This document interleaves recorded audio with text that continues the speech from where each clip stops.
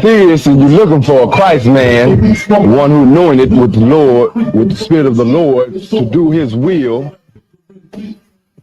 I'm that nigga.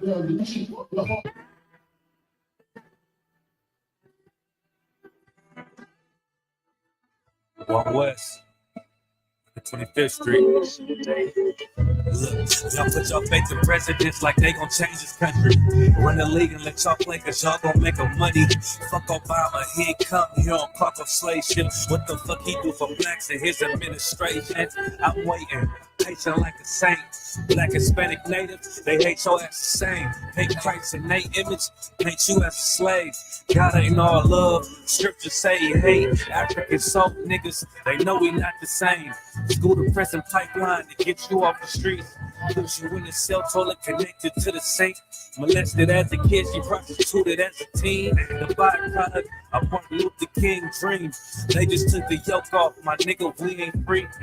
We live in bleak in these wastelands of poverty. If you don't know the truth, then the lie sound promising. Prophecy, gift and the curse. Dylan started killing, they was sitting in church.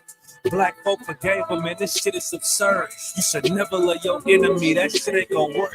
Yeah, fuck dying on your knees, you better die in glory. Man, I joined the UPK, told me the art of war. I took a nigga life like mine to be recognized. I feel that pain every day, it can't be reconciled.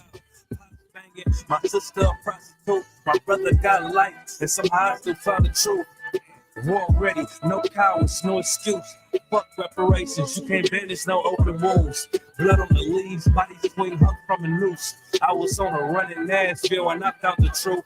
I called the school, classes being held by the shot for my life. I want to be a gangster like a God. Do this for my brothers, real brotherhood. Everything we do, we got it out this book. My nigga, I can never be no African. UPK the only authorized acronym. I'm passionate about my brothers and sisters. We in hell, I ain't got nothing against them. That's another religion. If it ain't under your honor, any murdered by them and gotta hug me out. That's the way out for a coward in my observation. They don't fear the Lord, they indoctrinated. Wolves in sheep clothing, Joe Osteen. A real priest bringing back black royalty. One West on my headpiece, ranking order. Can't let them trick me off the streets, I gotta raise my daughter. I got brothers at the border ducking ICE agents. I got the name change, it was life changing.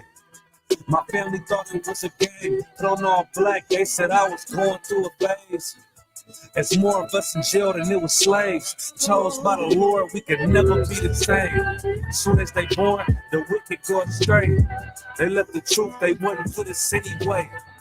Niggas weak, they just saying anything to be true. We don't want no cowards anyway. Look, coronavirus, that's a plague. You don't get too much sleep when you waking up the dead. First camp, I cut off all my dreads. I took an oath when that oil hit my head. Niggas capping like they lids. I'm a priest, I never stick no pork in no pig. I was dead till I found out how to live. This brotherhood taught me how to be a man. I came back to my roots, I had to dig. A couple gaps I had to bridge. I got a rib, I'm married to this work. You wanna serve the Lord, he ain't in the Christian church. Came back to my roots, I had to dig. Wait, hold on. A couple gaps I had to bridge. I got a rib, I'm married to this work. You wanna serve the Lord. Yeah, you know what it is. I'm 40 for the rebel, busy man, shit, nigga. Eve did the Adam, I just pray my love don't lie to me. Swing the eye like stabs and I can't let no hold it lie to me. I don't feel these rappers, all they lies, this hypocrisy. Ain't no competition, ain't no rivalry. Niggas think I'm playing, I don't hear one word they saying, this shit light work. Think Muhammad one of us, he might lose his life first. Struggle up and stay alert, never got to stretch the nigga. He ain't even, it's an exorcism, watch I bless the nigga. You took that open blood, then you know I'm gonna get active with you. Fuck the opposition, I see vision. Let me paint the picture. Rappers claim they spin, now I ain't listening. Is it fact or fiction? Revenge was a woman, now I stole that bitch like Tazaryach. War, we gon' run the summer. It's gon' be historical. Thought they making plays, made them niggas call the audible. Had to run this shit, but that question is rhetorical. Bitch, I'm the one, me cooking with the oil. I'ma get him crack as hell. Should've never kidnapped my family. I can't be too savage. Bet I be the last nigga standing. Do a life sentence for my niggas. Pray you understand me. I might put a switch on his Glock and call it Young Bear. How you real tricking on them dots? You a bird feeder. Claiming he is demon. What's a demon to a cult leader? When he said something, I ain't hear. This shit like it ain't on who got the gun. It's on who gon' up that fight first. I turn a bad situation to a game change. Soldiers from the dead. Just raised up the chain. Free shots. I'ma look like Aaron Jones when I run it. Never bite that hand and feature. You will never get that hand back. Bitch about 10%. I don't want to hear none of that. He dropping small fuck him. Just make sure you get that cover back. Look around, he ain't with us, probably cause he never was. Now my chin like you with the angle for your brother's bed. Everybody won't be Richard Porter, God kill him like Alpo. Play if he want, it's laying in the trunk like Lee Malvo. I'm a certified woman's ass nigga, I'm not a toy. Hey, I was that hollow son, yeah, this the real McCoy. Feel like Gullah Jack when I'm in Fayetteville, you feel your boy. Still up on my brain, still I think that's all that I enjoy. I get it for a louse, they gon' start to call him Elroy. Fuck his gang, pop out on them demons like I'm Hellboy.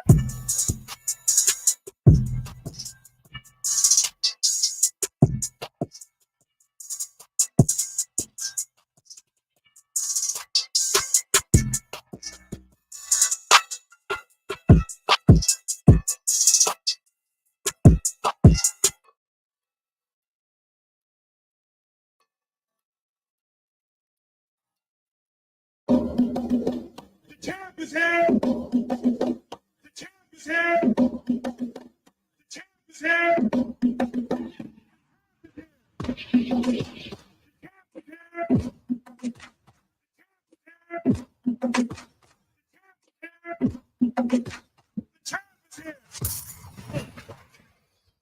What an intro. What an intro for Captain Tazaryach of the Israelite School of UPK under commanding General Yanna. I want to play something. This is kind of like impromptu. Let me see if I can get it real fast. I just want to play something for y'all. God damn it. I hate that I'm not logged into none of my social media on this laptop. But if y'all can bear with me a second as I wait for the email to come from the big man himself. Damn, yo.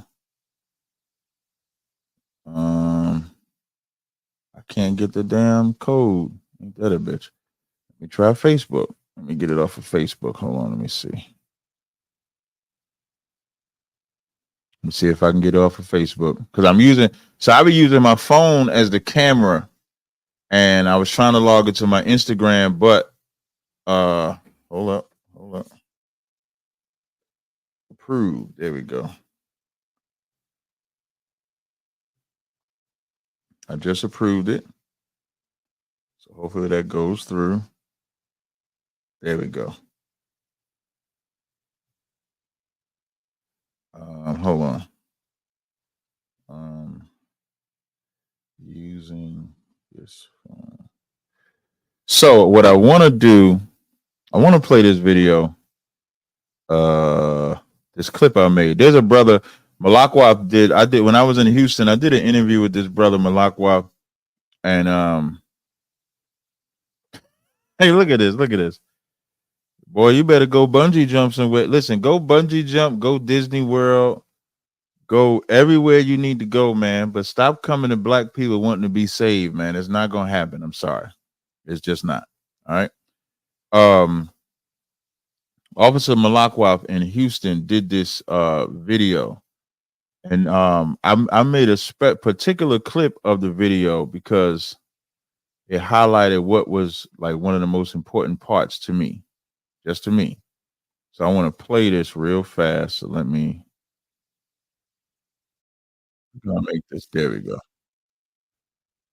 All right. So I want to play this, right? Because this is what getting Harlem meant to me. All right. Malakwa funny, the coolest hot seat on the planet. You are correct with that. Let me see. Share screen, share Facebook. And I'm gonna put Malakwa. I'm gonna see if I can make you an admin. Malakwa, which channel you on right now? You on my channel, the podcast channel? Let me see if Malakwa is he's commenting in my channel. No, he's not. Malakwa must be on Cross the Line or something like that. Malakwa, text me the link to your video. I want to put the shut up, Malakwa. No, you gotta be on you gotta come on my channel, the podcast channel. So I can mod you so you can put the video that I'm about to play. I'm about to play a portion of this video, and I want you to put the whole thing. So come on, Captain Tazaryach podcast channel real fast so I can mod you up. And yeah, I know you're on Cross the Line. On this phone I ain't got Cross the Line on there. So on my Android that's over there. You might call that racist. There we go. Now I'm gonna make you a mod. I'm gonna make you a managing moderator. You're a special moderator. All right, so this video I'm gonna play is a clip from an interview I did with Malakwa while I was in Houston. Malakwa is gonna put the link to that video in here. I'm gonna play a clip of the video. That's what we're about to listen to right now, right? In my eyes, once we had that building, and nobody couldn't tell me nothing, and it was like the greatest thing ever, and it made Jenna Yanna happy.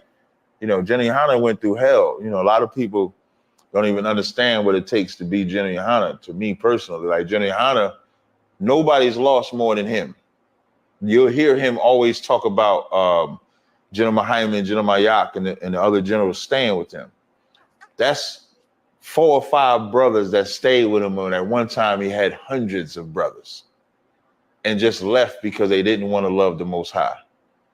You know what I mean? So I think it was more being able to do this for now, and we all do this for the Most High. So I don't want our enemies to say you're doing this for a man. But Ephesians 6 chapter does say, servants be obedient to your masters as you obey the Most High, and masters be obedient back, right? So we all do this for the Most High. We all do this for our King Christ. But to be able to reestablish this for Commander Jenna Yanna, to be able to give Commander Jenna Yanna brotherhood back that he might not have thought he would have saw based on what he went through. Like, I don't know if I would have been able to survive that. Like losing everybody, you know, at a time where the internet, you know, communication ain't what it is today. Right. So people may not even understand that. Like today, you might lose some brothers, but you can go open up Clubhouse and now you got a camp. You know how many camps happen on Clubhouse? Camps happen every day on Clubhouse. So you can probably do it there, but this is in the 90s. This is in 2000 where it's not that communication. And you can't pick up the phone and call that brother no more. He ain't there. So like, what does Commander Jenna Yanna do? You know what I'm saying? So to reestablish all of this for Commander Jenna Yanna meant everything to me. So now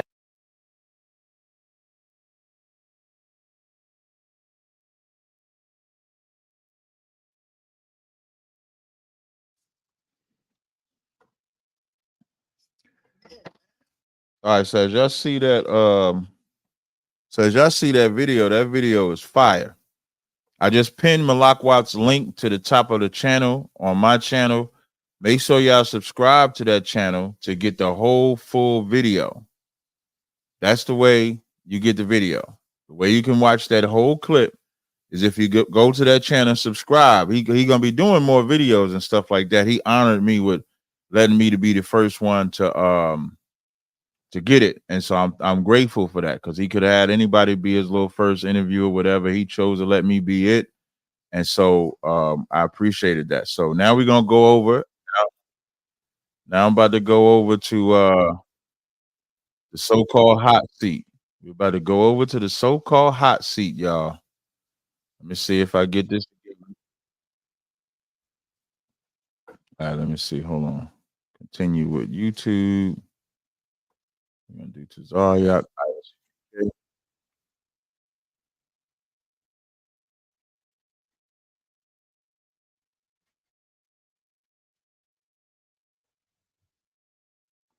Oh, y'all hear him? Oh, y'all don't even hear him. He talking trash already. Let me present the screen. Share screen, StreamYard. Boom. Let me join.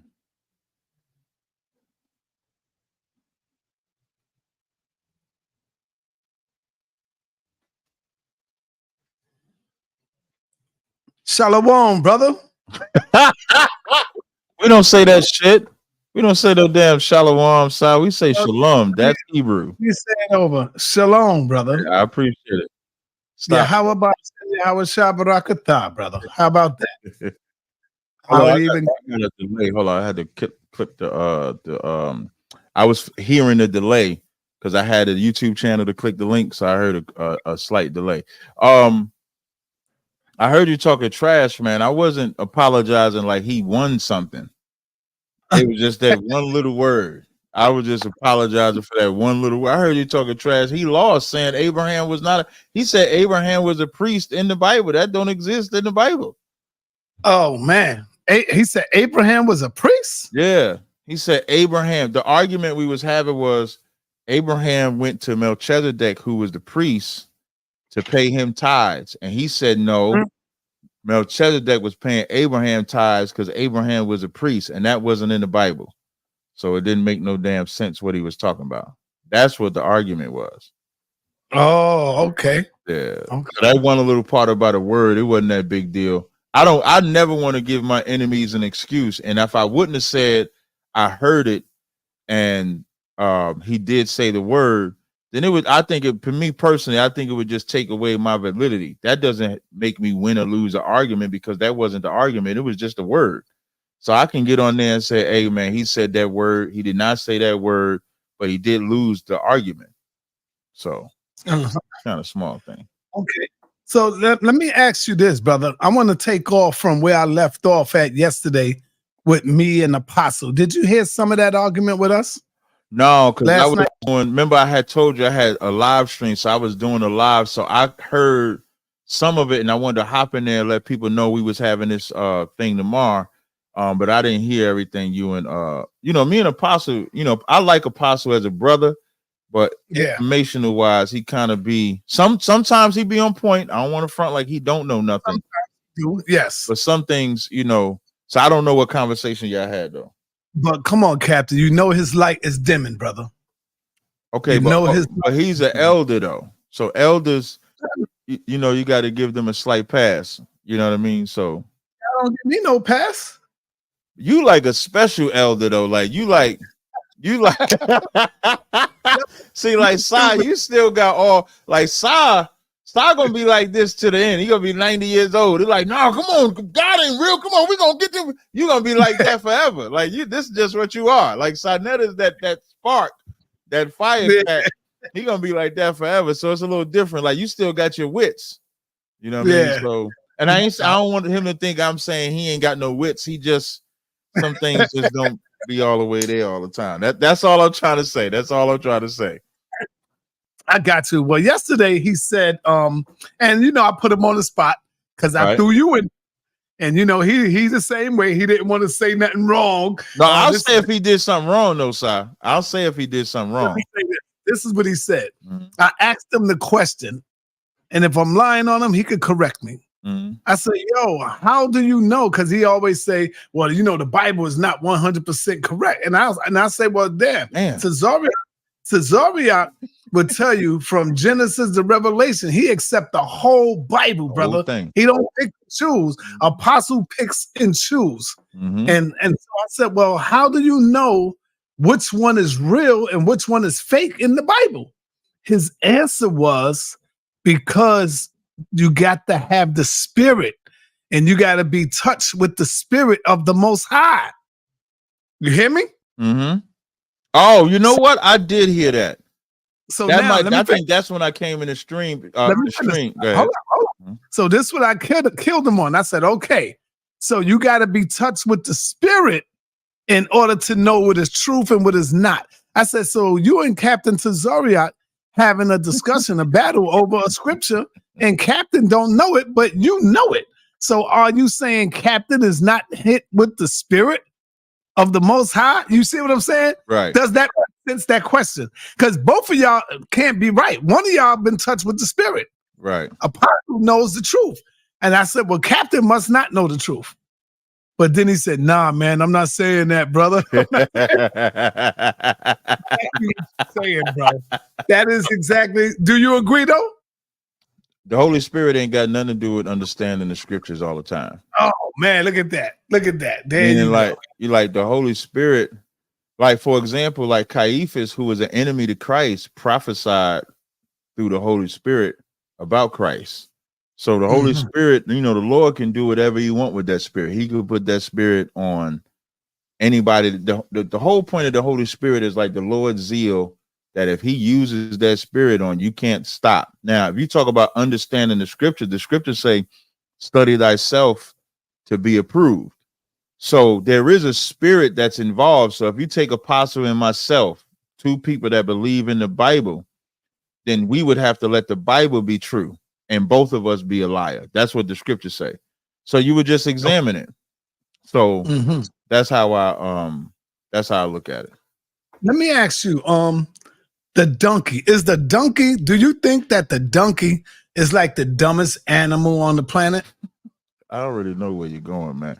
Listen, I hope this hot seat gonna be better than this first question. You know where I'm going because you be listening to me at night. I just know the Bible. No, I know the Bible. So like you be hearing me bust them dudes up. So you know I do hear that. Yeah, I do hear that. I ain't gonna front. I do hear that too. Do you think the donkey is the dumbest animal on the planet? Yes. So okay, on the planet, I mean, in the Bible, biblically speaking, we were compared to the ox and the donkey. So yes, I would put the donkey in that category. So how can the donkey be the dumbest animal when the donkey can speak? The donkey can speak Hebrew. The donkey, I don't know if he was speaking Hebrew or English. What language was the donkey speaking in the Bible? Whatever language of that time, whatever language they were speaking at that time. So I wouldn't say the donkey is the dumbest. I say he's probably the smartest animal on the planet because he could speak Hebrew. What do you say to that? That's what I'm saying. Like saying he could speak. You talk about when the Lord made the donkey speak. So that's something that the Lord did. When the Lord took the spirit away from the talk, he went right back to just being a donkey. Donkey. Yeah, he didn't get like a whole bunch of wisdom and now he building something or doing something. Like he didn't do that. Right. Yo, man, before we go deeper into it, talk to me about Papoose and Remy Ma. How do you feel about Remy Ma after what she have done to Papoose and he have stuck with her for so long, all the way until she came home? Yeah, that's rough. That's kind of old because that happened a couple months ago. But like Remy Martin is an adulterer, if I was to say it biblically, or a 304 if I was to say biblically, or a HOE if I was to say biblically, or WHORE if I was to say it biblically. And it's a waste because, and this is the double standard. I'm gonna give you one more because you said this. You see what happened with Michael Rainey? No, Michael Rainey Jr. is the kid from Ghost. You know, Ghost, the son of Ghost on the show Power. Yes. Okay, so you might not have saw this video, sir. No, I didn't. This video yesterday. So the actor Michael Rainey goes to this guy, Little Tinny or something's podcast. So it's live. It's a live stream, and as he's standing in the background, you got 3 little girls in front of Michael Rainey. The other guy is talking to the little girls. And then there's men on the other side. The man's podcast, the brother that's doing the podcast, his sister rolls up on Michael Rainey and grabs his rod right on the live stream. And Michael Rainey's sitting there like, oh, like what's going on? Like she's sexually assaulting him live or essaying him live on camera. And the reason why I bring that up is because if Papoose was in jail and Remy Martin was free and she held him down and then he gets out of jail and then dips with another woman, the earth would be condemning the hell out of Papoose. You know that, bro. Papoose would be trash. Papoose wouldn't be ish. he wouldn't be none of those things, because they would say, how could Papoose, she rolled with him, stayed with him, she could have slept with anybody but stayed loyal. And meanwhile, Papoose, now you reverse it, those two situations, because if Michael Rainey would have done that to a girl, they would be trying to cancel Michael Rainey on TV. It wouldn't even be no Stars Powers episode. I was about to ask the question. Isn't it different though when women sexually assault a man? Because I would say seven times out of 10, the man probably likes it more. So is it different with the men than it is with the woman? So I'm gonna tell you, right? Here's the problem with making that statement that it's that men like it. That's the over-sexualization that gets to happen to black men that never gets to happen to anybody else. Because if it's a girl and a girl is groped, if a girl is touched, you don't say that girl wanted it because she's a girl. So why does a man have to want it just because he's a man?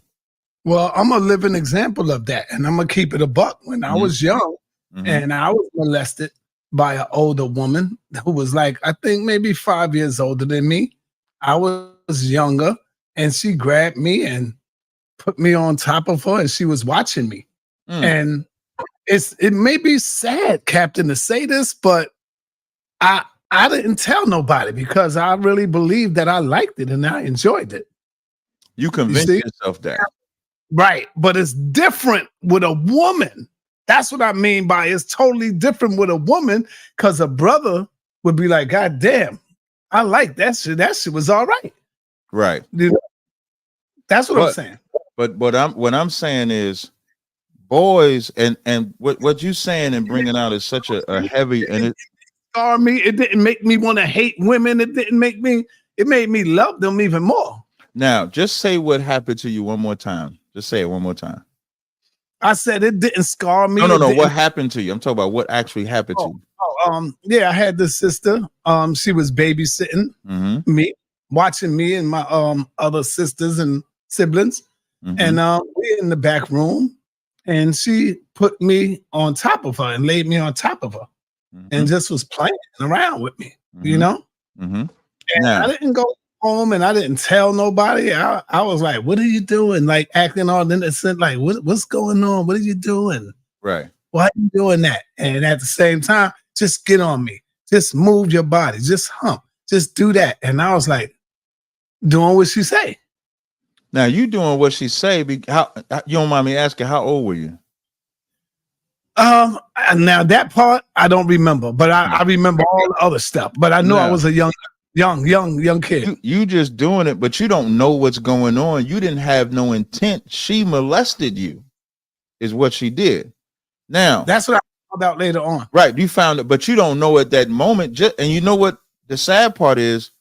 When it happens to girls, they don't know what's going on either, but it still happens. The problem is boys are supposed to accept it. You know, R. Kelly, who's in jail right now, talks about how it was his aunts that molested him. Now, think about what that did to him psychologically. It took the barrier down of now look what he start doing to young girls. Maybe if he's never touched as a kid, he doesn't touch nobody else as a kid. Because for some reason, and people don't like to bring up slavery. This goes all the way back to slave days. The black man has been allowed to be over-sexualized since we've been here in America. He's taught his value is his penis. That's what he's taught. He's taught, and because his value is his penis, that's what he uses as power. So he goes and has sex with a whole bunch of women because he's taught as a kid that his power is his penis. Because he's touched and he's allowed for the babysitter. Your story, I guarantee you, we start asking a whole bunch of black men if an older woman, when they was younger, came on to him, they all gonna say yeah. And they all thought this is what's supposed to happen. And not realize, good, I'm sorry. Yeah, and this is one of the things that we miss a lot. You see the comment, that part right there, that part. Yeah, that women can be predators too, brother.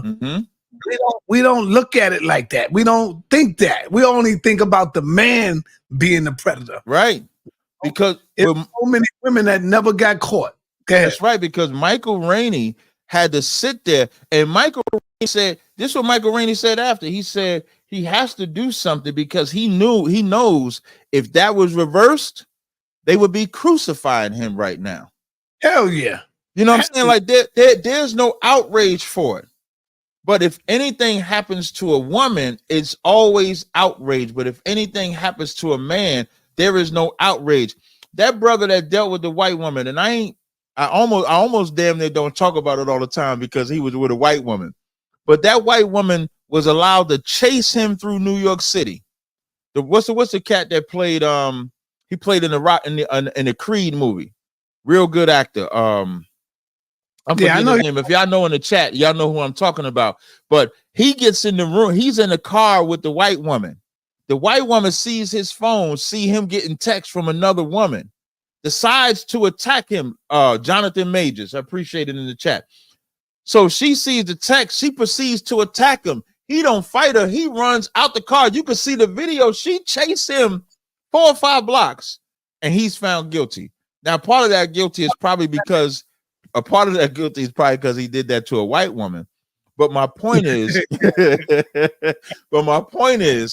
black men are allowed to be treated. And here's something that women need to let sizzle in your spirit. Y'all will always destroy a good brother. You'll always destroy him. You get mad at the brother that do you dirty, but for some reason, that's always who you attract. You always attract the slime ball, the grimy cat. When the cat do you right, you end up doing them wrong. So you can start that cycle all over and then be a single mom or multiple baby daddy, whatever it is that you want to call it, instead of just listening. Hey, yo, if you look at the chat, damn near every brother coming out now because I told my story. Yeah, no, that's why I said it. Listen, man, brothers. Even Judah Naz coming out now. Mm-hmm. Like, this is some real stuff here, man. Mm-hmm. We just don't say nothing because I guarantee you, if I was to ask Jeremiah, the brother who was 17 years old, he would probably tell me he enjoyed it. He probably would. I don't know. Yeah. You know? I mean, look what Judah Naz said. Judah said he was 6. The girl was 13. It affected him because he desired older women. That's what happens to the psyche. Oh, okay. You know what I mean? Like, because just like a young black woman's innocence is taken, that young kid's innocence is taken. What 10-year-old is thinking he want to stick his thing into something?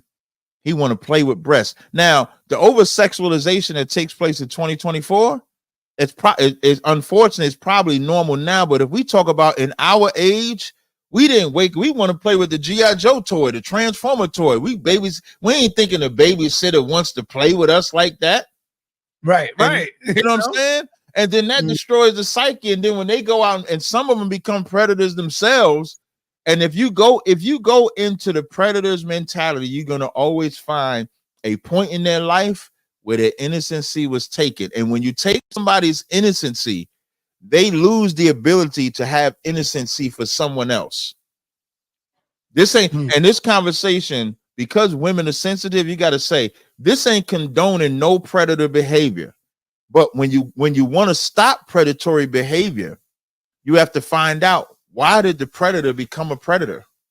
And if they became a predator because they was touched, maybe the issue is we should stop making the greatest well-kept secret in the black community that you can touch little kids, male or female, and nobody says nothing. You rope them, you play with them, you touch them. And this Remy Martin situation is the proof that black women don't want a good man sometimes. It ain't all the time. Yeah, man. You know what I'm saying? So this one now. Let's get to the business about this book here I want to ask you about. Do you believe that the book of Jonah, not Jonah, I don't want to talk about that. Do you believe that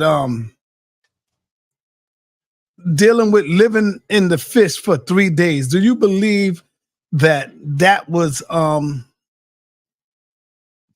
real situation? You take that literal? Yeah, Yeah, I take it. He was in the belly. Yeah. So there you go. So you really take it literal that a man lived in the belly of a big fish. You say a big fish. What do y'all say? A whale? I think the scriptures say fish. I think the scriptures say fish. I would have to look it up. But so you believe that a man lived in a fish, Captain, for 3 days underwater in the mouth of a fish and came out on the what? The 4th day? Or the 3rd day? I think it say the 3rd day. And you believe that that's a real literal story, brother? Remember, we going all over the world with this, Captain. Be careful, man. Listen, for everybody all over the world, let me just make this statement. From Genesis chapter 1, verse 1 to Revelations 22 in the last chapter, Captain Tazaryach believes everything in there. Some are literal, some are physical, some are spiritual, some are metaphorical, but I believe it all. And the story of Jonah is literal because that's what it says. Okay, brother. I'm not here to debate you on that. Just here to ask you questions, brother. Oh, I thought I was in the hot seat. Okay. No, this is not no hot seat. Oh, okay. Captain, the Mexicans. The who? The Mexicans are here by the tens of thousands, and they are supposed to be Hebrews. Mm-hmm. And our people, why they supposed to be Hebrews and our people? Why they are not on the street teaching what y'all teach if they are our people and if they are Hebrew Israelites? We got Mexicans teaching what we teach. California, Texas. Yeah, go ahead, bro. In California, Texas. I mean, I don't know what you talk about. Like we got, like when we did that. Remember that video you put up when we went to Texas? Remember when we went and fed the Haitians and I sent you the video? Right. You put that video up. Right. That was a Mexican in our school that knew the drug cartel route that brought us there. Like California, we got him. Like you might, because y'all might see us in Harlem, it might not be a lot of Mexicans in the Harlem school. So y'all might say like Harlem is like a lot of Dominican, Puerto Rican, Haitian, Black. So it really just the area kind of feeds the demographic for what might be in that school. But in Chicago, we got a lot of Mexicans. Texas, we got a lot of Mexicans. Cali, Arizona. I mean, so we have Mexicans out there teaching with us. Yeah, we got them. Got a couple 5,000s and stuff. Yeah. Yeah. It's different Mexicans now. You got the short midget ones, the dwarf Mexicans, and then you got the big Mexicans. Yes. No, you do. You got the dwarf Mexican. That make me feel good, Captain. Yeah. Because I walk past Mexicans and I'll be looking down on you. You know how you look down on me? Right. I don't look. Oh, you mean the height? Right. I know what you're talking about. A lot of Mexicans like, yeah, what, nigga? They women is tiny. I be like, yeah. You like that part, huh?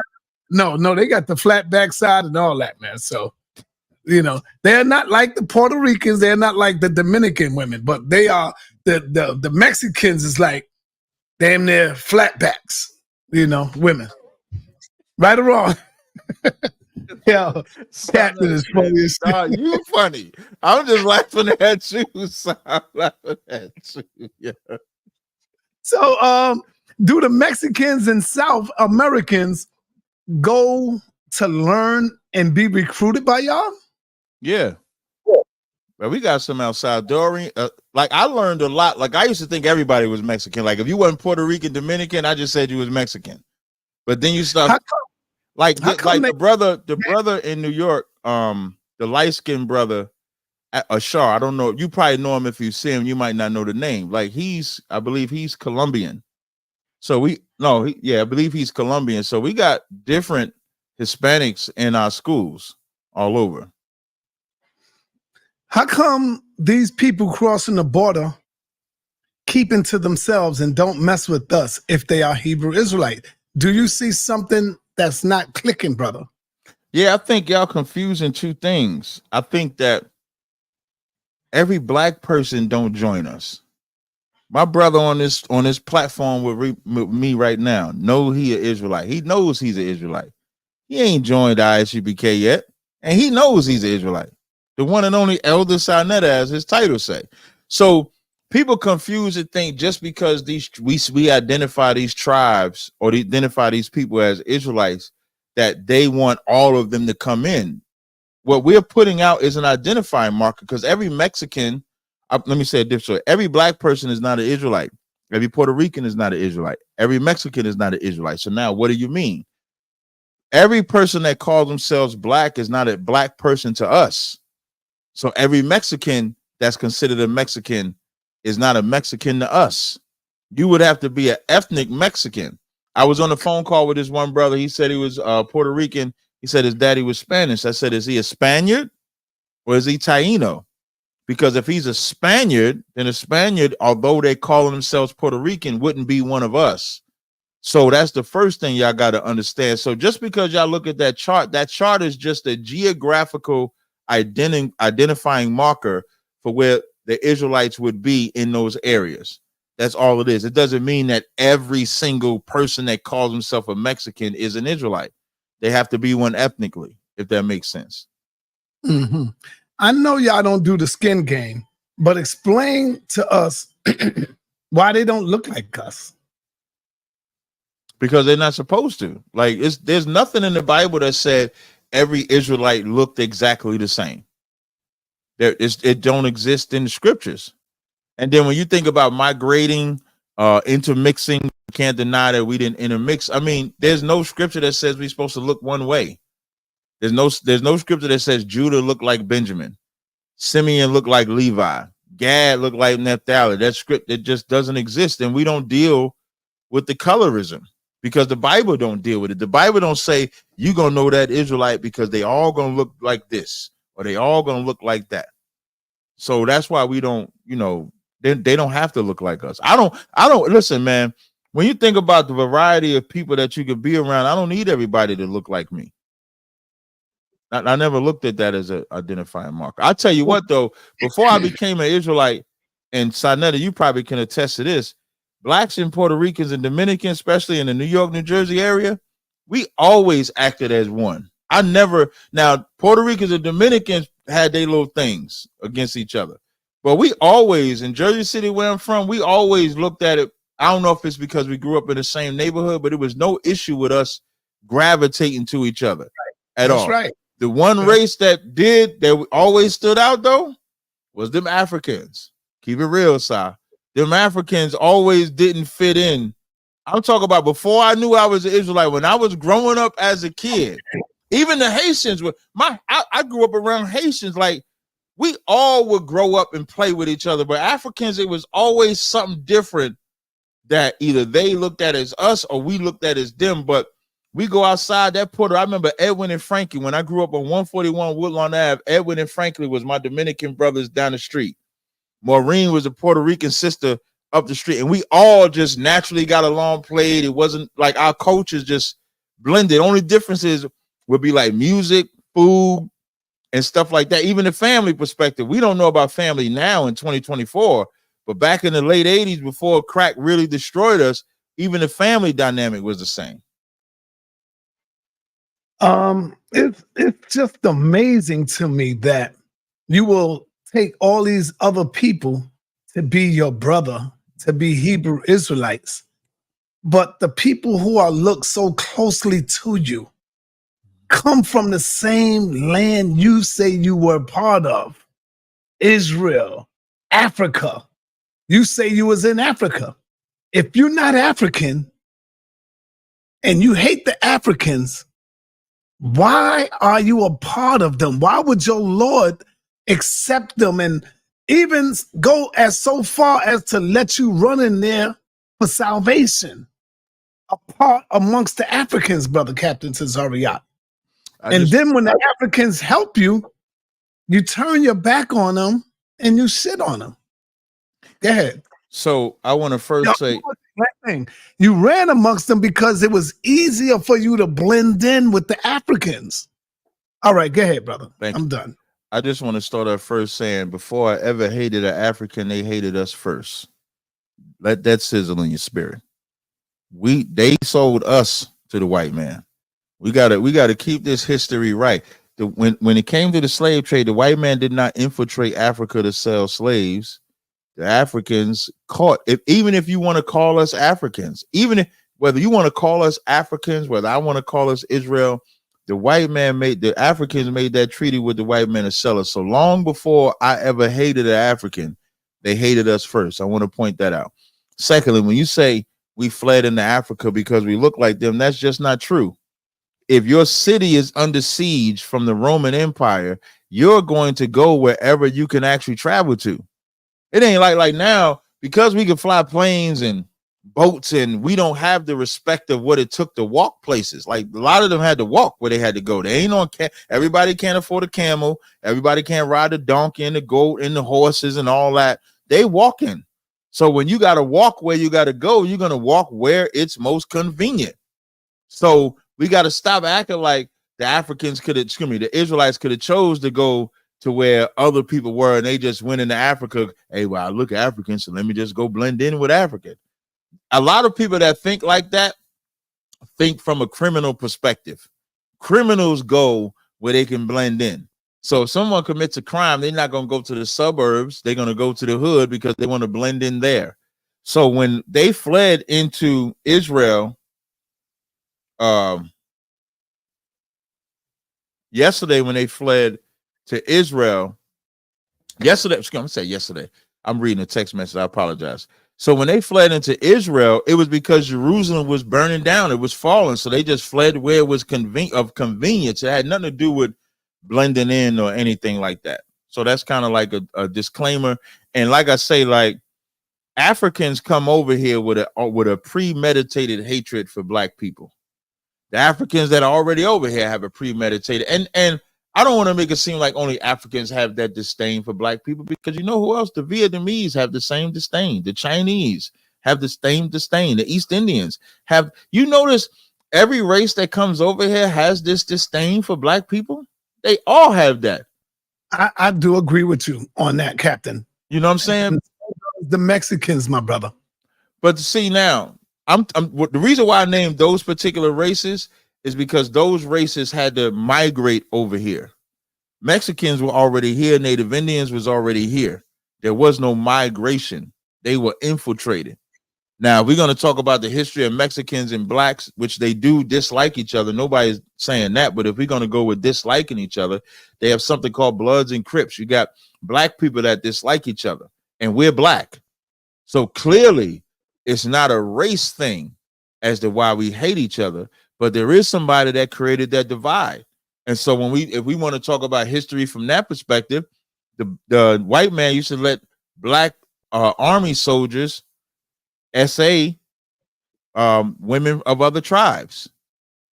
The white man used to let Native Indians and Mexicans have black slaves. That animosity of stirring up the pot was created by him. And I always have to take it off of a black and white thing for people to understand. When you see North Korea and South Korea, the only reason you have a North and South is because the white man divided Korea. Russia chose one side, America chose another. That's why they hated each other. Even in the Middle East, that divide is because the white man's greatest, one of the white man's cunningness is to get a people to be divided amongst themselves. You know, remember when you first, your boy Umar Johnson disappointed the hell out of me the other day. I saw a video where he made a statement that said that dark-skinned black men have made it bad over light-skinned black men this year. And he said light-skinned black men get a pass. Like dark-skinned black men have been so bad this year that they made that light-skinned men win. And the reason why I say he disappointed me, because he calls himself the King Kong of consciousness. That's what he calls himself, right? Which is weird because King Kong, that's white supremacy too when you think about it. Because did he say that, man? Yeah, he calls said that? Yeah, he calls himself the King Kong of. No, I'm talking about black men. Yeah, and he said that. Yeah, he said that. He said that. That's the woman shit all over again. That's what I'm saying. So that light skin, dark skin was created by the white man, to where when you get an advantage and you light skin, they say, oh, you got it because you got the complexion for the protection. So now dark skin and black and light skin hate each other, not because they have a true, genuine hatred for each other.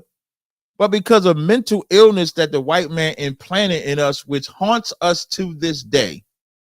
So the mental illness that haunts light skin and dark skin is the mental illness that the white man put to where a Mexican or a Puerto Rican or a Native Indian, because they do the same thing with Puerto Ricans. If a light skinned Puerto Rican and the light skin and Puerto Ricans will be like, some of them will call themselves white. Some Puerto Ricans will call themselves white if they look light enough. So that poison that has been implanted in us goes back to slavery, and we just haven't gotten over it. In the Israelite school of UPK, you can get over your light skin, dark skin, you can get over your colorism, you can get over what races you're supposed to love and what races you're supposed to hate. I think, Captain, that your anger, frustration, and even hatred is targeted at the wrong people. Why do I say that? I say that because you said it was the Africans who sold our ancestors into slavery. Am I correct so far? Yeah, you are. Hey, Sonetta, can you do me a favor, right? I'm using my Mac laptop, which is causing a delay. And what I'm gonna do while you ask that question, I'm gonna just get my regular laptop that works perfectly. Switch over. Yeah, and just switch over. So I'm just letting you know that that's what I'm doing. All right, but I'm not switching yet. I'm just grabbing the laptop is right here. I'm just grabbing. Eat some of this Most High lamb that the Most High. This boy crazy as hell. So y'all bear with us. I'm gonna just switch this real fast, and then we're gonna come right back to it. Hold on.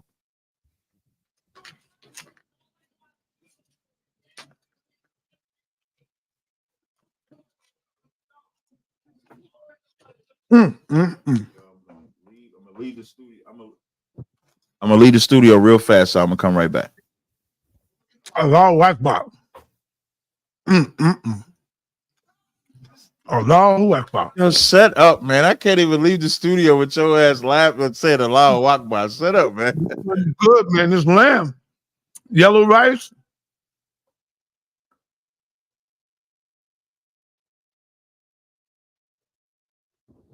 All right, y'all, bear with me 1 second. I was trying to use this laptop, but this Mac, I don't know if it's because it's old. So I'm just going to leave the studio. I'm not ending the stream. I'm just going to leave. Wait, let me power my laptop up. Let me power this laptop up first so I can get this one ready. So we can rock and roll, y'all. Just bear with me. General Q funny as hell. He said he going to choke.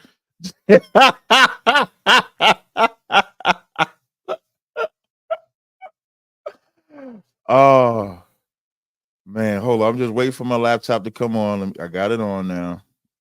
Go ahead and log in, open my laptop. StreamYard, General. Hold on. StreamYard.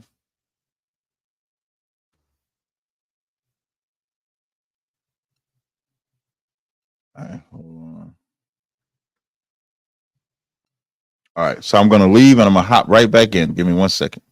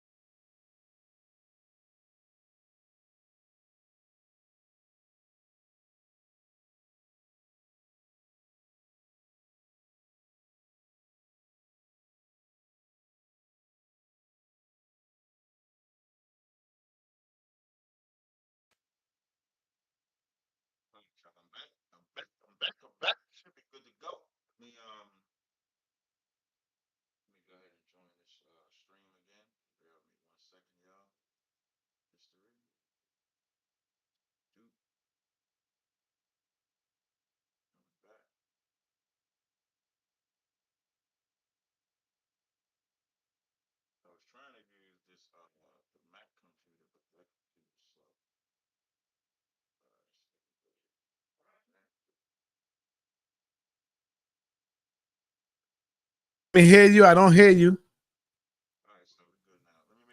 Nah, turn it up. Turn it up. You're low. You're low, Captain.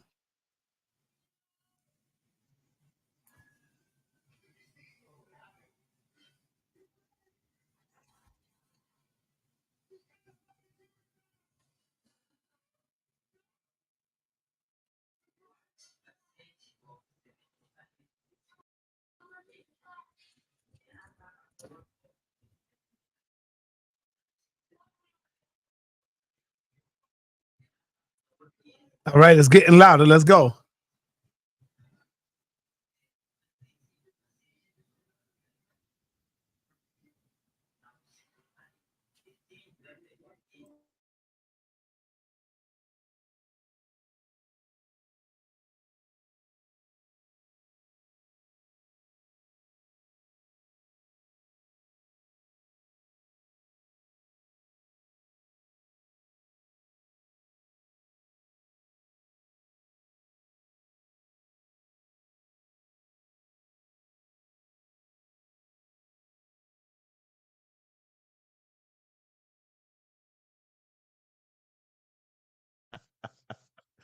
Man, you crazy as hell, son. You really crazy as hell.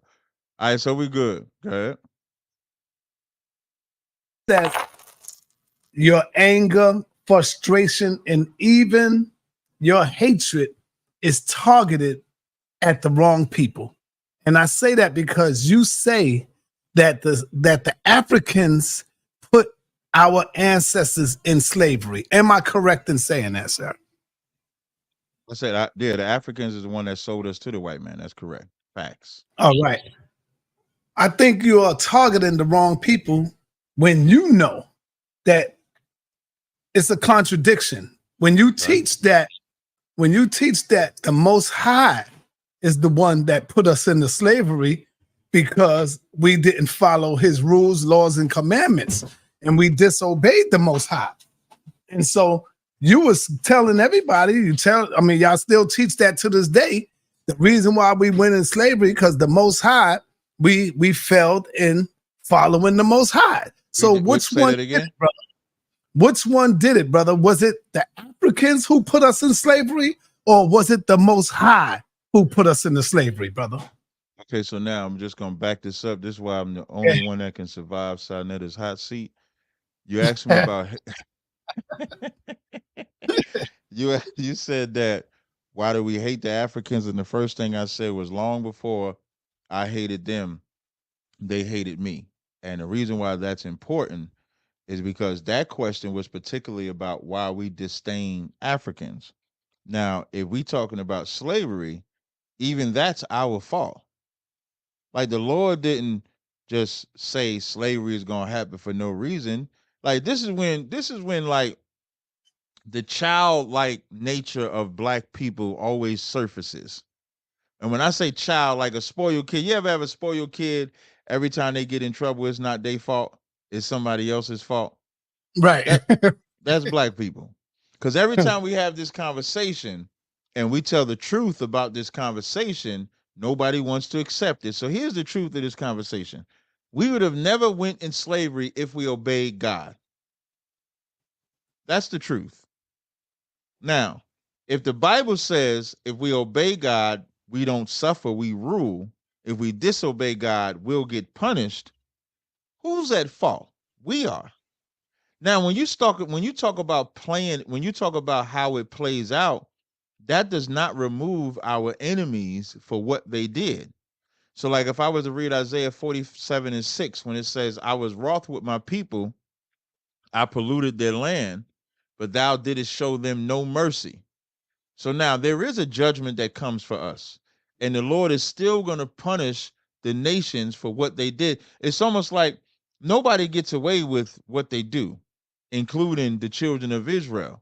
So us hating us hating or not liking Africans is because even to this day, now if they want to say we were removed from slavery, Africans still treat us like crap. It's not like Africans have this great love. I always point out my Haitian brothers.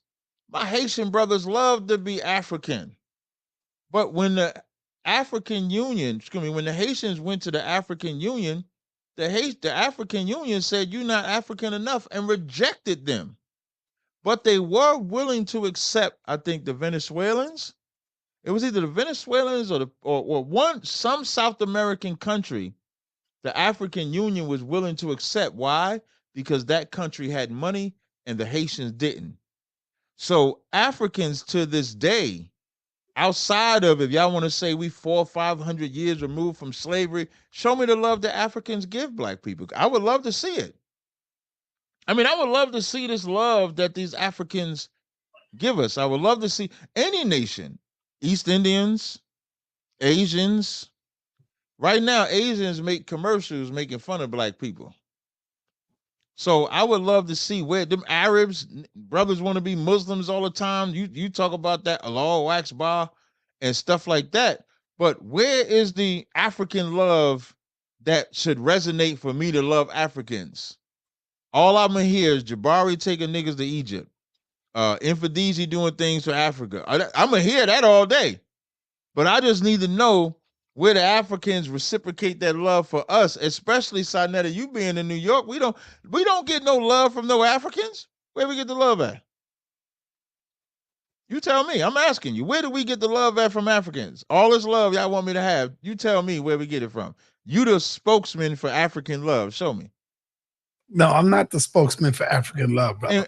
And why not? Why not? Because I'm the spokesman for my people here first. You know why? Because you know there's no African love. No, that's not true, brother. Okay, I know so show it to me. Show it to me. I can't show it to you. I'm saying I know a lot of African brothers. I know a lot of African brothers who show me mad love for years out there on them streets, brother. And when you say Africans, it's not all Africans. They've been brainwashed just like we have, Captain Tazaryach. And guess what? I guarantee you on your job papers, it says African American. When you went in there for your job, they asked you, what is your nationality? I bet you say African American, brother. And that's on your papers, man. Am I right or wrong, bro? Yes, because that is the clinical term. At one time, it was just Negro, you know. One time it was Afro-American. I don't control what the government state. I think right now it just says black, though. I think like right now when you fill out any type of documentation, it might say black, but you're right when you say on paperwork, what would you put? You're absolutely correct. Nobody argues that. But talk to me about the Indians. See, that's a new thing that we are now all coming up with now, Captain Tazaryach, where they are all saying that we are Native Americans to this land. We are Indians now. You are really an Indian, Captain. You might be Eagle Eye. Who knows? You might be Chief Rock Eagle Eye or something like that.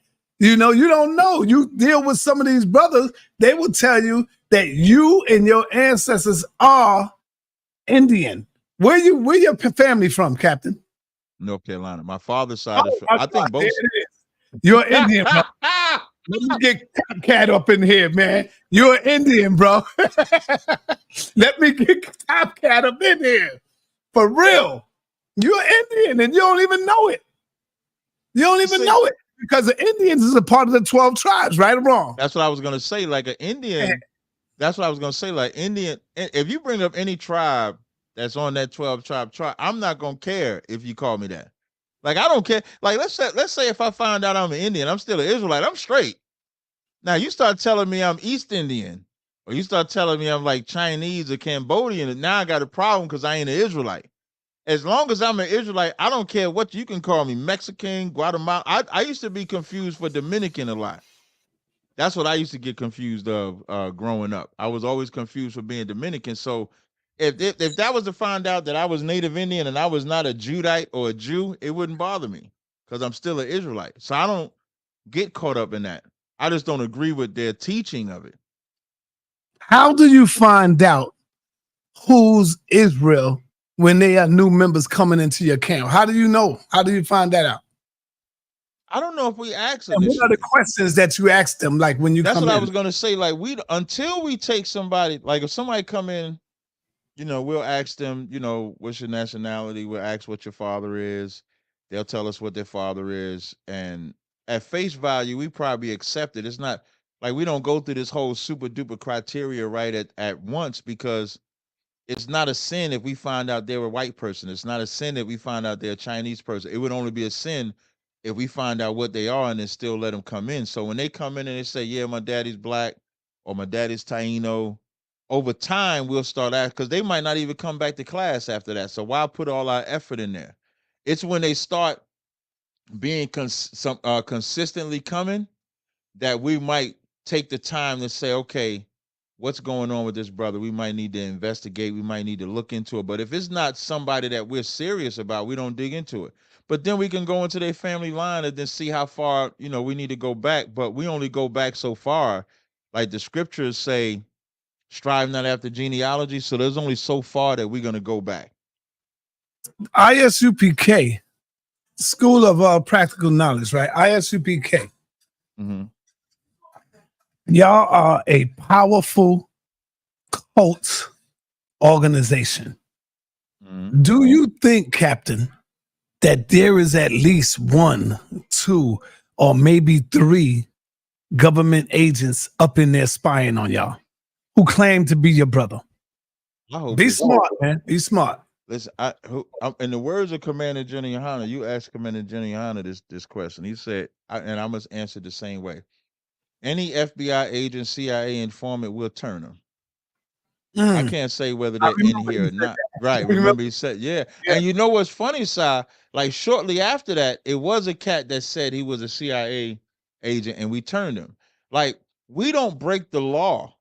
So the CIA, FBI, I had Homeland. I tell a story. This was back in like 2012 or something like that. I had Homeland Security come to my house. So you can send whatever infiltrator you want. What you gonna find out? We keep the law. We don't break no commandments. We don't. You ain't gonna find out nothing. Sending somebody into our organization, you ain't gonna find out nothing except we're brothers. That's why we say we'll turn you, because you sending them into our organization for bad. We're gonna turn it for good. So either you're gonna become a brother, or you're gonna say, man, ain't no point in being ISUPK, man. They ain't breaking no law. We can't find a commandment or a crime that they're committing to run into their organization and condemn it.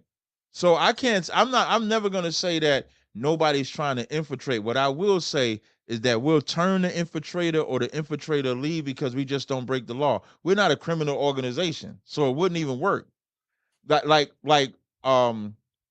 The reason why the Nation of Islam worked, they was able to divide because they was all seeking power. That is something that could divide. But what I like about this school is that we don't even have a power issue. There's nobody in the school that if this brother starts getting this popularity or this rank or this might or power, build the city, build the zone, that we gonna hate it, we gonna congratulate it. So the brotherhood is why we won't be infiltrated. Mm-hmm. How come, Captain, these groups ain't saying that they hate the white man, like the Haitians, the Indians, the Mexicans? Like y'all say y'all hate the white man, but all they looking and showing their hatred is towards the black man when they get here. That's some explaining you got to do, brother, because you keep looking to include everybody else. It reminds me of what Dr. Clark have said. I heard him say this before at a lecture. He said that every people that comes here, we are by ourselves. Stop looking for other people to link up with us, so to speak. I'm paraphrasing it. But we are the most hated by every human family that steps on the planet that comes over here. So imagine you come over here as an immigrant, right? The powers that be are white. The lowers that be are the slaves, which would be blacks, let's say Puerto Ricans, whatever it may be. Why would any immigrant come over here and condemn the people that they're trying to get to take care of them? If anything, they would join those people and hate who they hate because they're trying to get love from that government. They're trying to get love from that people. So why would a Mexican come over here and start saying, to hell with the white man and all of that, when they know that that white man is the one that's in charge of the government that's going to sanction whatever things that they can get. They're going to join him and hate whatever it is that he hates until they can get into a position of power, because they don't love white people. It's just the land of opportunity, as they say. So if this opportunity means I have to hate this person and their ignorance, that's exactly what they're going to do. They're not going to come over here and smack themselves in the face by joining themselves with me when they're trying to get government assistance.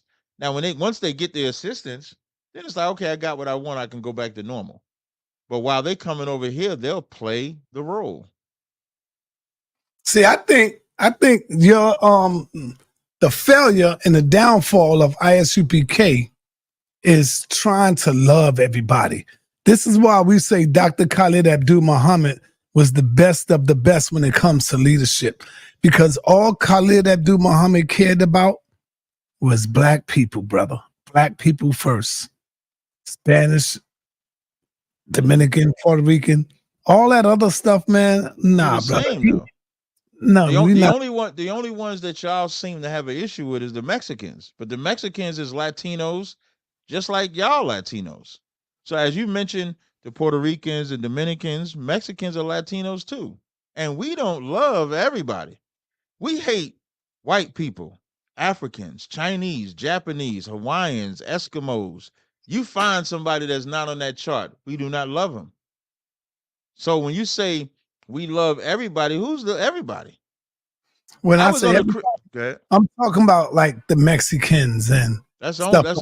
No, that's the only one you talk about. You not talk about Dominicans. You not talk about Puerto Ricans. You not even talk about Native Indians, because you rock it with Top Cat. The only people you talk about is Mexicans. I mean, let's get down to it. No, wait, hold on. I gotta put you on a little hot seat for a second. The only people black people are ever talking about is Mexicans. All right. Watch this. Mm-hmm. Don't y'all fuck with the Arabs? Aren't they on the 12 tribe chart? Hell no. I don't give a damn about no damn Arab. Yeah, the Arabs. Those are your cousins. Those are your brothers. Man, we don't. The Arabs built the damn. Arabs had a sub-Saharan slave trade. We don't rock with no damn Arabs either. Right. So now the only people y'all talk about is Mexicans, and I love my Mexican brothers all day. You know the reason why I wore that black and brown shirt when we did that interview on Queen's Flip, because I wanted everybody to see black and brown unite, because the brown is synonymous with Mexicans predominantly. But that's the only tribe y'all talking about. Y'all ain't got no issue with them. Go ahead. Yeah, go ahead. Finish your point. I was just gonna say y'all ain't got no issue with Dominicans, Puerto Ricans, Guatemalans, Haitians, Cubans, Colombians. Y'all ain't got no problem with none of them. So I don't see the only reason, and let this sizzle in your spirit. The only reason y'all hate Mexicans is because white folk hate Mexicans. That's the only reason. And white folks convinced y'all that the Mexicans is taking y'all jobs. But the jobs that they giving Mexicans, niggas don't even want anyway. So why y'all hating Mexicans for taking a job you don't want to do in the first place? That's the only reason y'all hate them. Y'all suffer from white supremacy. Why is the brother or the sister saying he making Saul look bad? How is he making me look bad? This is not a debate, bro. Yeah, it's not a debate. This is an interview. It's not a debate, man. Yeah, y'all crazy with that nonsense. But anyway, let me ask you this. Listen, before you go, Si, when y'all know it's a debate, that's when Si got all his scriptures lined up. Now it's a debate. He got all his scriptures, his contradictions, and all of that. Now we having a debate. Si just, even in this dialogue, Si ain't turned up. Like, he just asking his questions. Right. So let me ask you this. I asked you this question before, but I want to put this one on the record while we're here. Okay. In the scriptures, it says, do not abhor an Edomite, for he is your brother. And then it goes on to say, do not abhor an Egyptian, for you were in a strange land.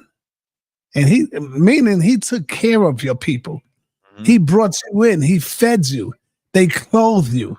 They put food on the table. Y'all was naked, drunk, and out of every goddamn thing. But you came in. You was even able to mess with the women up in there. So you couldn't have been that goddamn strict on the ancient Kemetic people. Y'all was in there making love, having sex, the Egyptian men having sex with the women, and they even fell in love because they said that the Egyptians had the long donkey penises. So the women of the Hebrews, they fell in love with the Egyptian men. Why do you think, how many men went into Egypt, Captain? How many went in? I think 70 souls. And how many came out? 200. 2,000,000 Thousand, something like that. Yeah, 600,000. Why do you think that is, Captain? Why do you think that is? Because they was getting busy out there. One thing you ain't all gonna right. stop. So how you know you are not a part of that bloodline, right? That was getting busy. How you know you're not a part of that bloodline, bro? This is why the scriptures say, "Do not hate the Egyptians." Because you were a stranger. And if you show me something where it says hate them, then you're showing a contradiction. That's why I wouldn't do stuff like that. When I show you a scripture, bow down to it and keep it moving. Don't show something that contradicts, because then it shows where the Most High is only contradicting itself. So the question I was asking you is, why hate the Egyptians, brother? Okay, when the Most High says not to. Okay, so that scripture says, "Thou shalt not abhor an Edomite or an Egyptian." We agree, right? Right. I agree with that scripture. We should not abhor an Egyptian or Edomite. So now here's the question I'm gonna ask you, and it's answering your question, right? So I don't want you to think I'm running from it.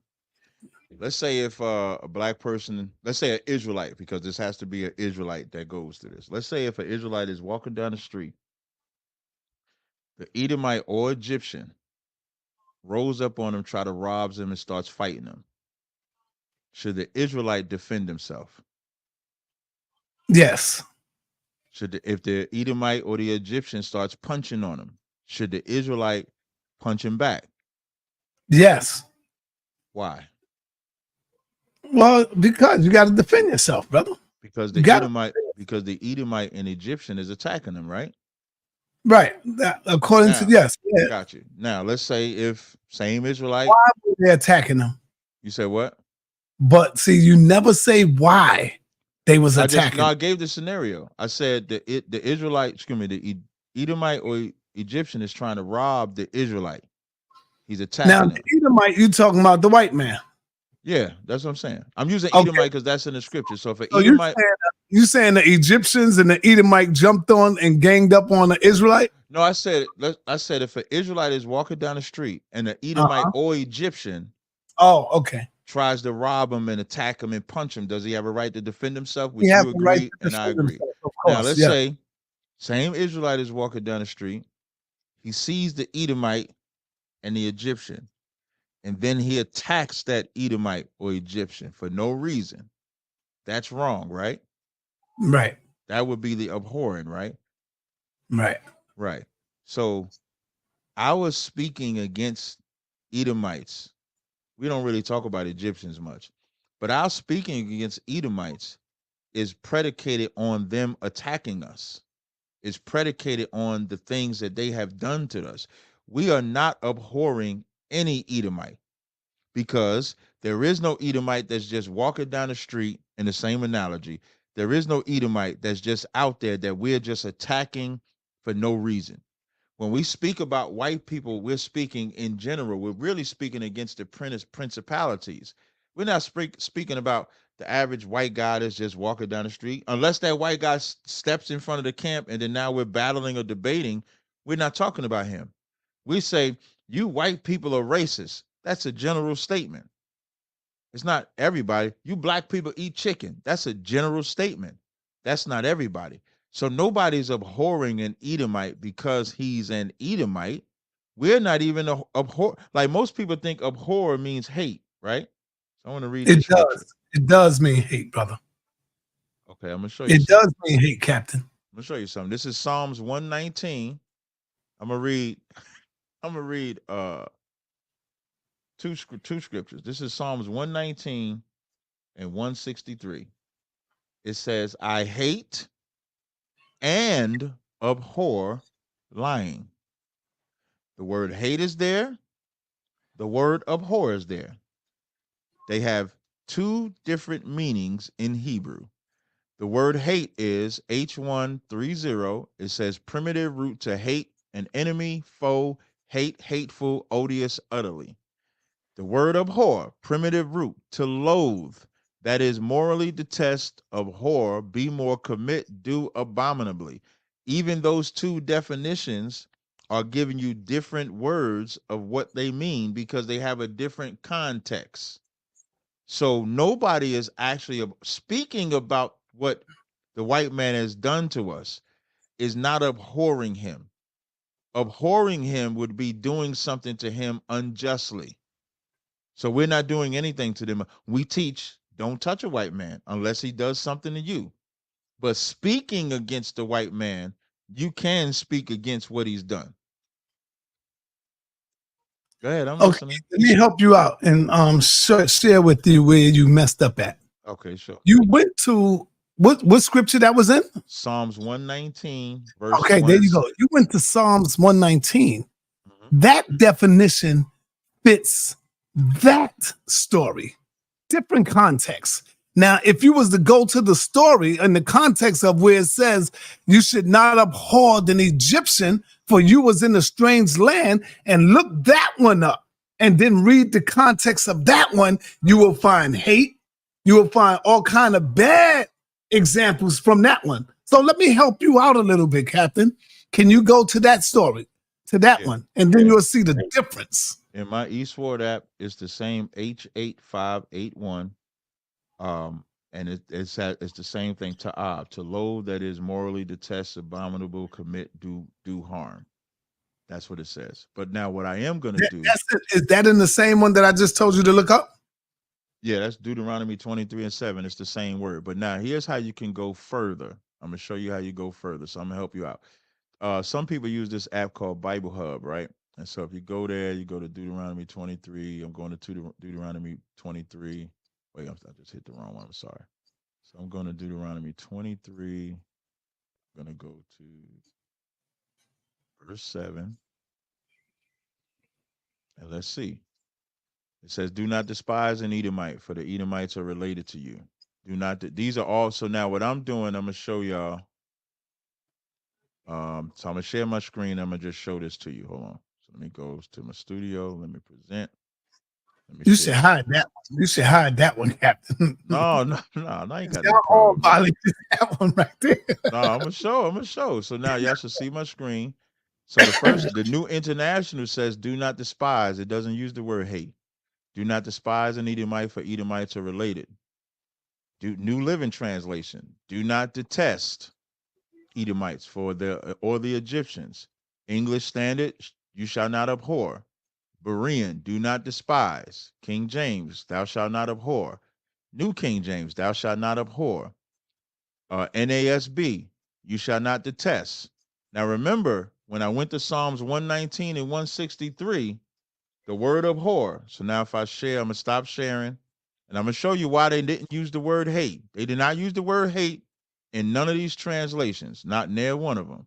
So now if I present again, now I'm going to share my eSword. It didn't use the word hate there, Sa.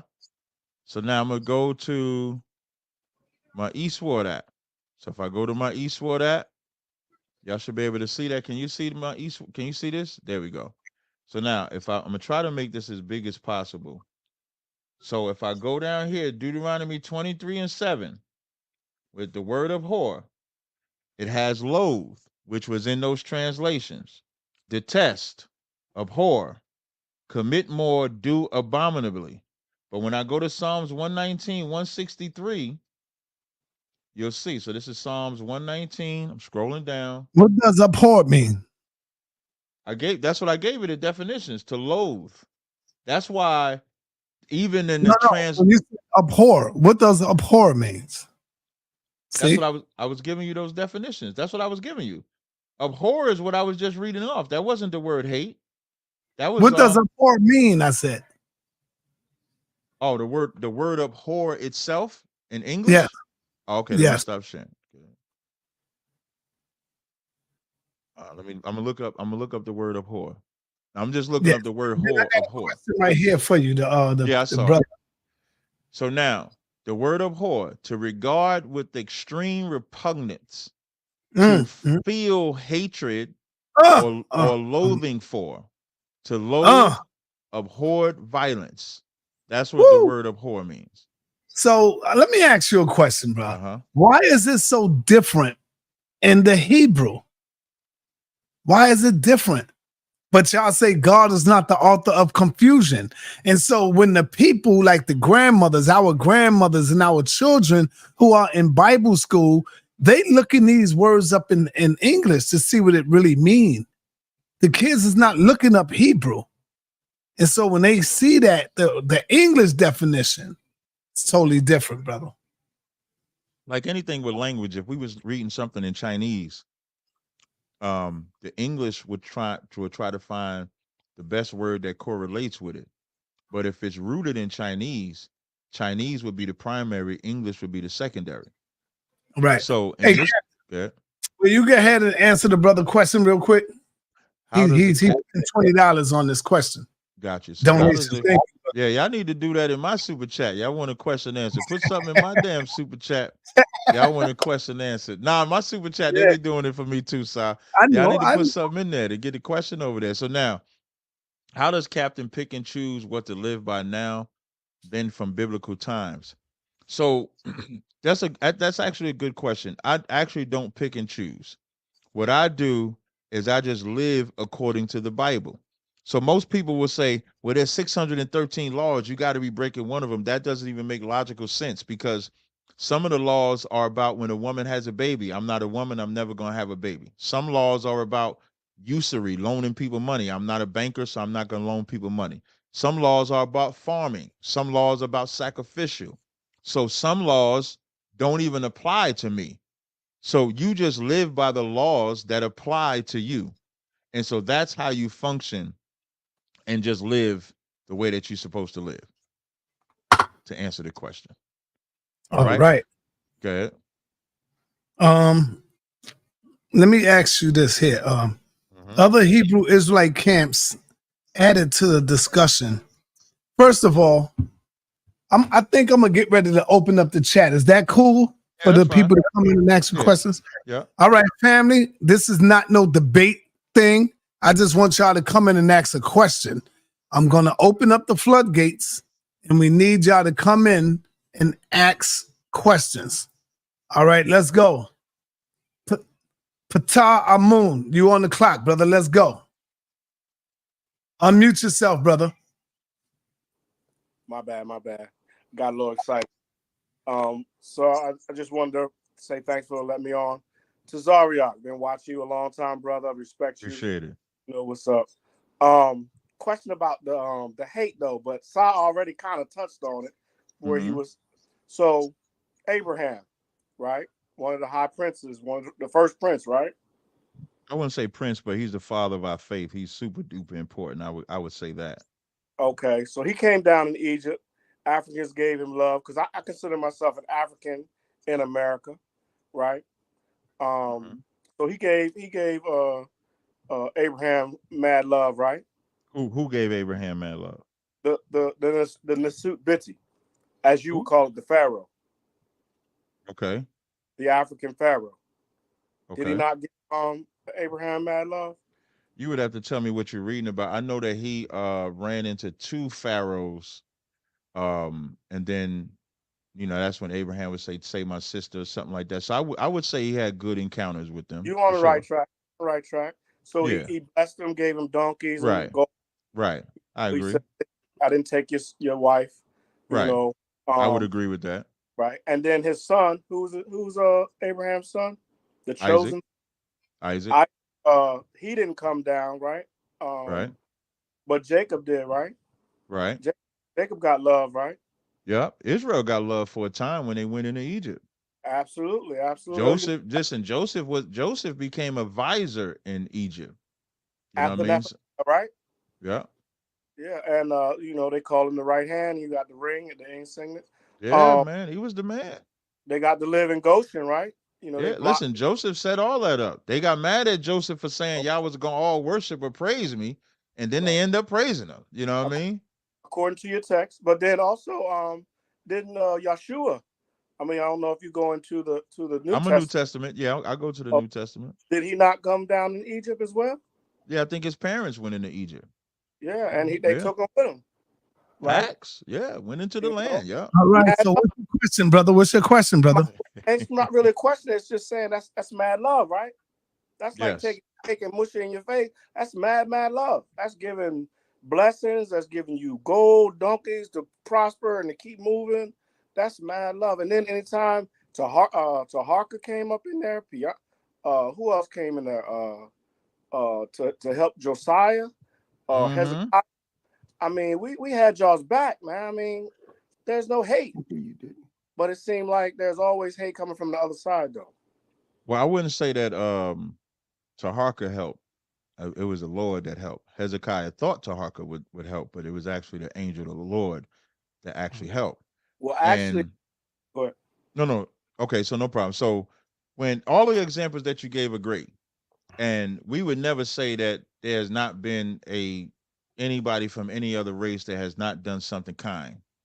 But we just don't see it reciprocated from a national or from a racial perspective. Like even to this day, we don't see no love back from Africans. Who's like for all the African slave trade. When you think about it, right? I always use different analogies. The Irish made sure the Irish took care of the Irish. When the Irish came over here and it was hard for them and they had their little hard time, they built up the Irish. When the Jewish man went through what they went through, they made sure they took care of their own. If Africans feel like or people feel like we're the same people, they don't do anything for us today. That donkey and love and everything that they was given to Abraham, they have not reciprocated that back to black people. All they've offered is a verbal apology, and then an opportunity. Oh, I'm sorry. Go ahead. All right. Hey, hold on, brother, because I got a lot of people that want to get through. I will come back to you if you're still here. Brother Israel Doctrine, do you have a question for the captain? Peace. Are we Israelites or Hebrew Israelites, brother? Look at the pastor, he going crazy.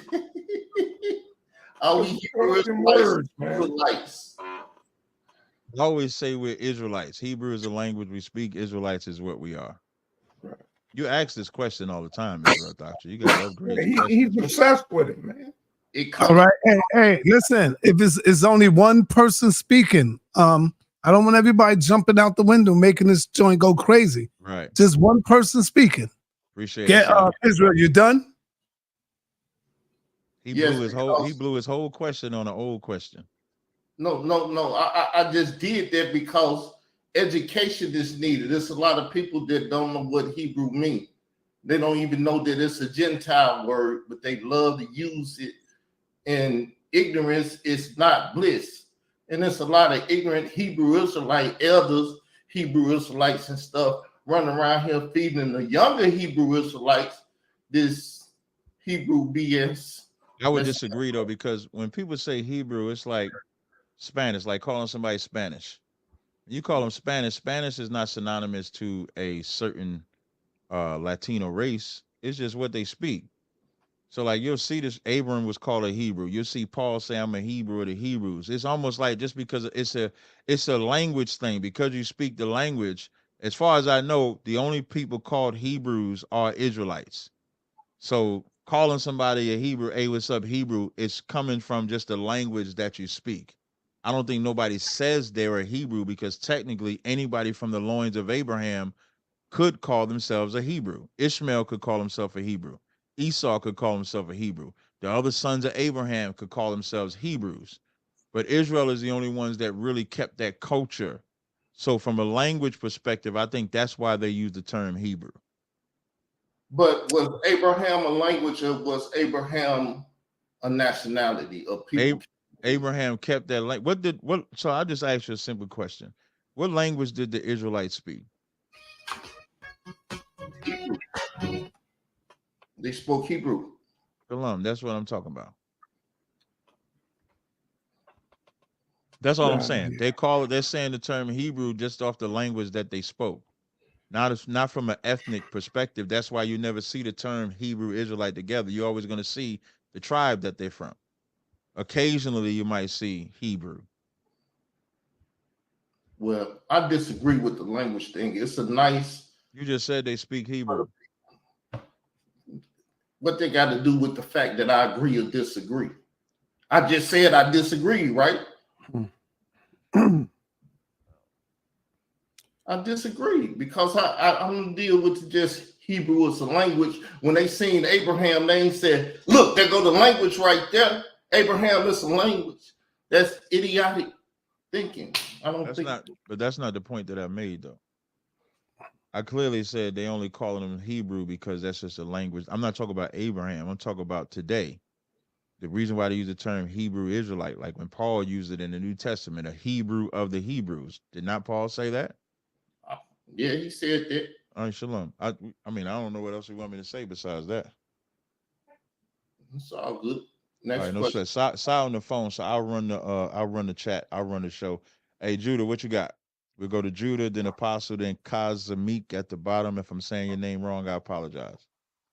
Yeah, shalom, Cap. Hey, I want to say that you're absolutely correct. I live in Japan. We have these brothers who are, they're trying to get us to love Africans.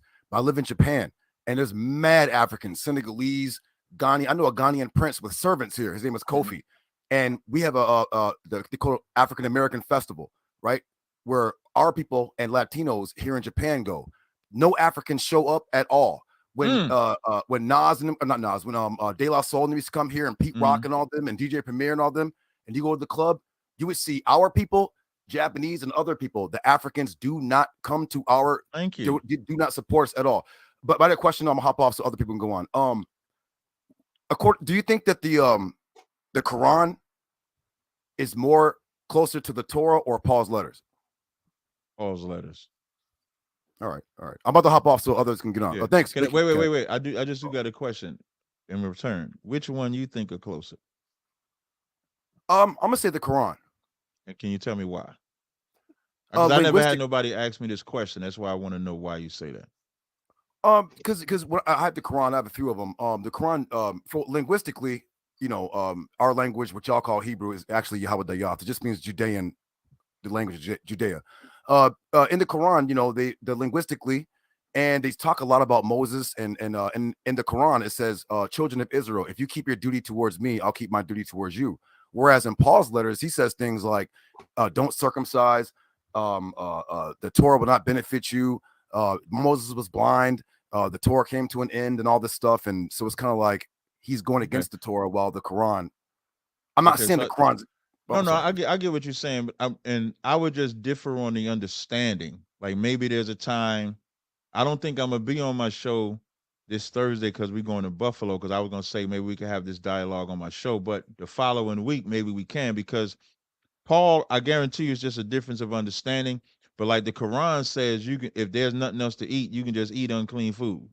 So you can eat. The Quran says you could beat your woman. So yeah, it does. You know what I mean? So like there's some things in the Quran, like Paul ain't saying whoop that woman's behind. Paul actually say just separate for a time and come back to avoid the violence. So I would just disagree. But that is a conversation maybe we can have, at a later time, or if you come back around, we could ask another question. But that was a good question though. All right, throw it on. We got Shalom, bro. I know you don't like Shalom, so yeah, Shalom, I like Shalom. I appreciate it. All right, I appreciate peace to the chat. All right, Shalom. All right, no special.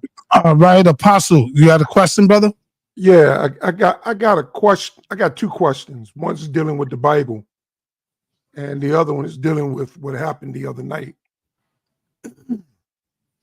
Cap, did anybody on the Tony Harvey show say anything while you was there about you drinking, or ask you what was you drinking?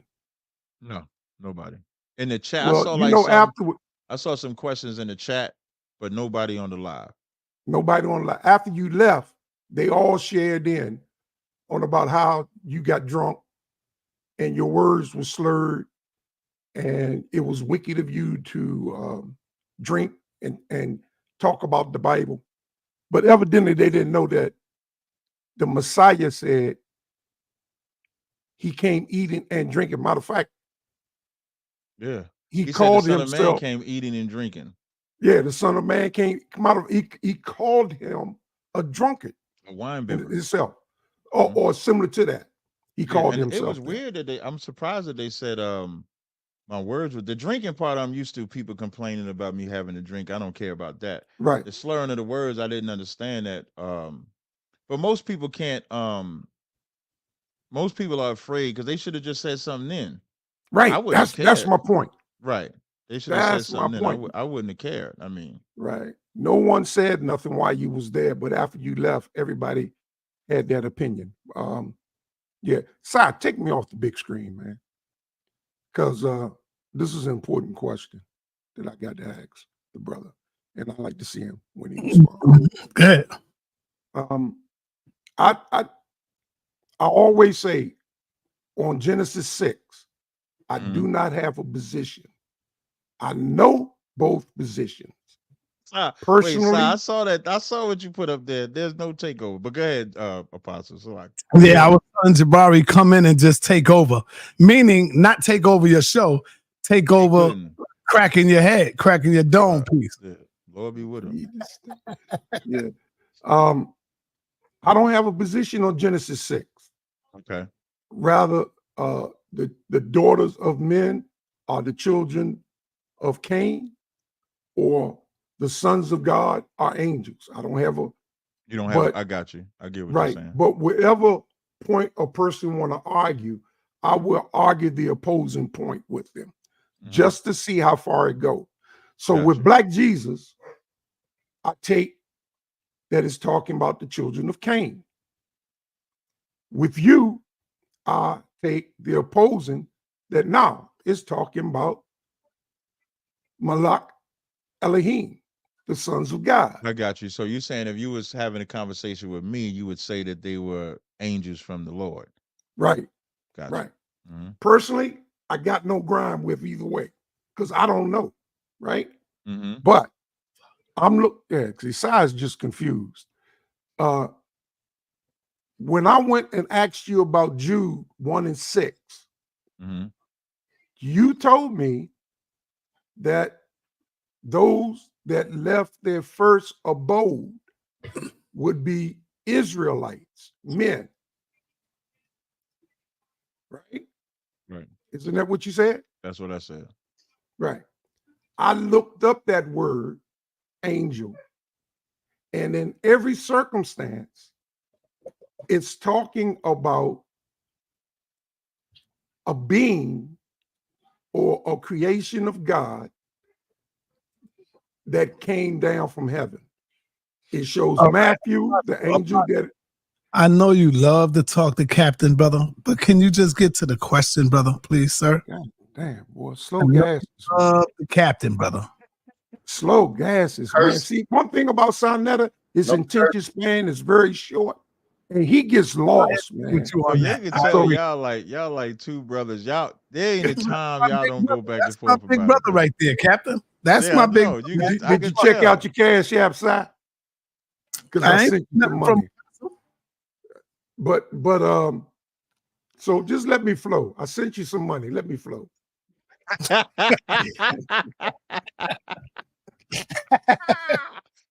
Go ahead, Apostle, man. Go ahead. Yeah.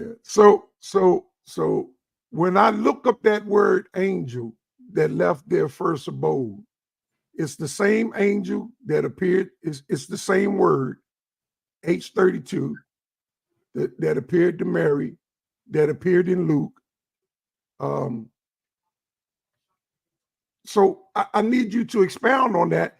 Give me something, a precept or something that shows me that the angels in Jude are men. Now I know in Revelations, the angels of the churches are pastors. I know that. But go ahead. You said wait before I do that. You said the angels in the churches are pastors. Does it use the word angel there? Yeah, in Genesis, we're talking about the angel of Laodicea, the angel of that church, the angel of this church, the angel. Those are pastors, leaders in the church. I actually never really thought that. But does it use the same Greek word? I don't know if you use the same Greek word, but that's the way I was taught. So like when it says into the because angel it's of the two church different words. One is H32 and one is H71. So like when it says to the angel of the church of Pergamos, you're saying Right. because that word is a different word. Because that word angel in Revelations 2 and 12, when it says into the angel of the church at Pergamos, is G32. And then Okay, then it's the same. It's the same. and the angel in Jude is the same. Right. So It's if the you're same. saying The only angel is different. It's 871. but what I'm saying is if you're saying that the angel in Revelations is a man, that's a pastor. That's what you're saying, right? Not, I'm saying that's what I was taught. So But that you just same corrected me because the angel that appeared to Mary wasn't a man. no, but what I'm The saying angel is that appeared to Joseph was not a man. And that's G32. yeah, so that's why it's a little strange to me. You know, when we go to the definitions of words, sometimes they you know, you got to understand it's also somebody else's understanding. Like if I was to get Right. my Zondervan Bible dictionary, when it talks about the sons of God in Genesis, it'll Right. tell you in the definition that the notion that these were fallen angels should be disregarded because that's just Right. all their Agree. opinion. So now the estate that is left during this time that this is written, the estate of Israel is not there. All that's left is just Jerusalem and a portion. We don't have part of that land. You know, that land have been gobbled up and devoured, is run by the Jews, excuse me, by the Romans at that time. So when it says the angels which left not their first estate, all throughout the Bible, I'm trying to find a scripture in the Psalms that talks about the angels, and it's referring to us.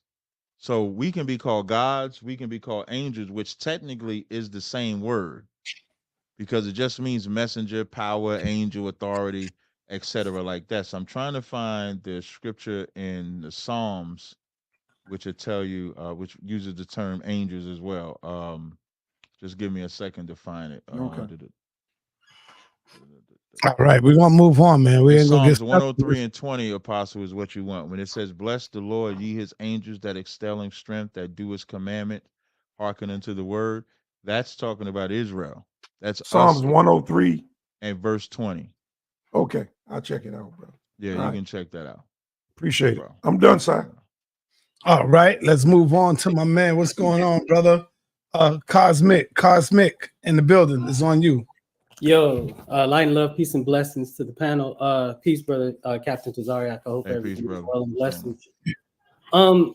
So my question is in reference to the validity of the book that you all have, considering considering the diversity of early Judaism, has reported by Josephus, has reported by Philo, has read on when you research the works of the so-called church fathers, and then the diversity of Christianity that existed. Why is it that people trust the documents that the European Roman patristic fathers voted on that would define what we know of as the current Bible today and the four synoptic gospels of Christianity that you all have? So when you name like the church fathers, there's certain, you got to look at the timeline for the church fathers. Most people think the church fathers are all existing at the same time. But if you take Julius Sextus Africanus, he existed in like 185 BC. When you check out Eusebius, who's called the church fathers, he's in the 2nd century. So he's in like the late 200s or the early 300s, like right around the time of Constantine. So the church fathers, I don't know if you can count every single church father.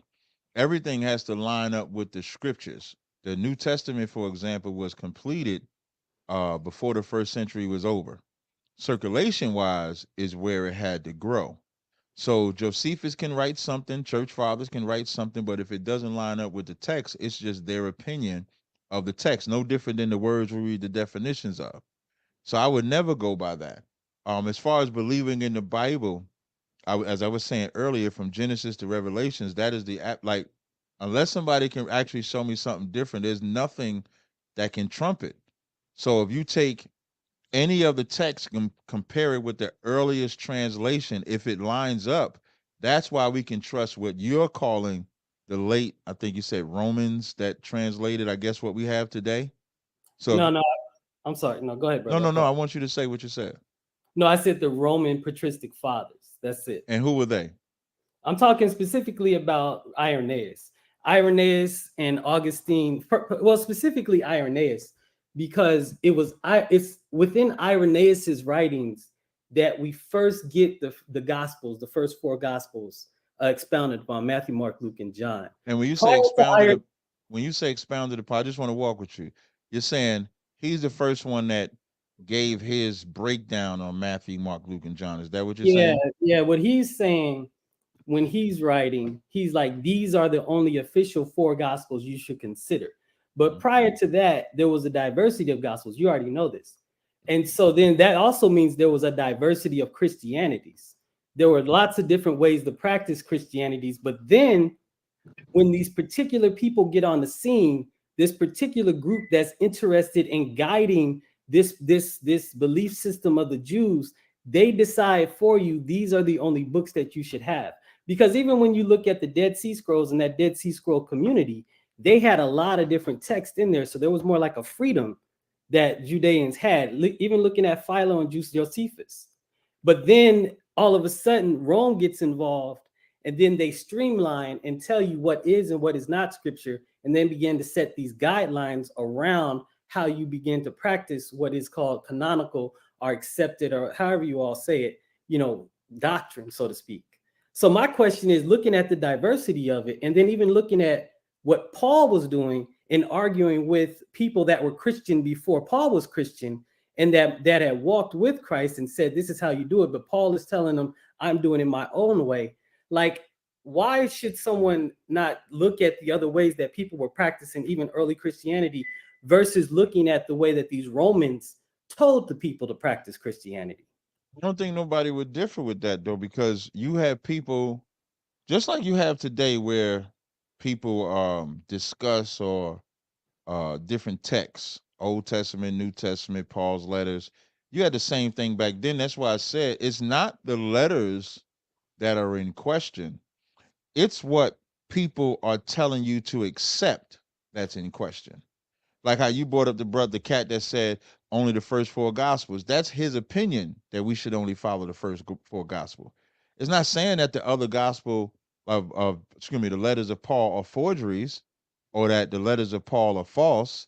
It's saying that you should only follow these four. And then those people, like even when I was looking at, I was going to pull up the timeline. So when you pull up the timeline of when the Bible was written, if I'm in New Jersey right now and I complete a book, and let's say you're in, where you from, brother? I'm in DC. And you're in DC and you complete the book. The time it takes to get the book from DC to Jersey doesn't mean that your book is not completed. It just took long for it to come in circulation in your area. So books like Revelations and John and 2 Peter and some of the letters, although they was active where they were written at, it took some time to get there. So when those letters collide or the people get access to those letters, that's why the questioning came in place, because they just had access to it.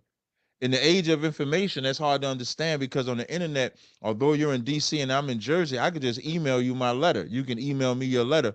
Boom, they go together.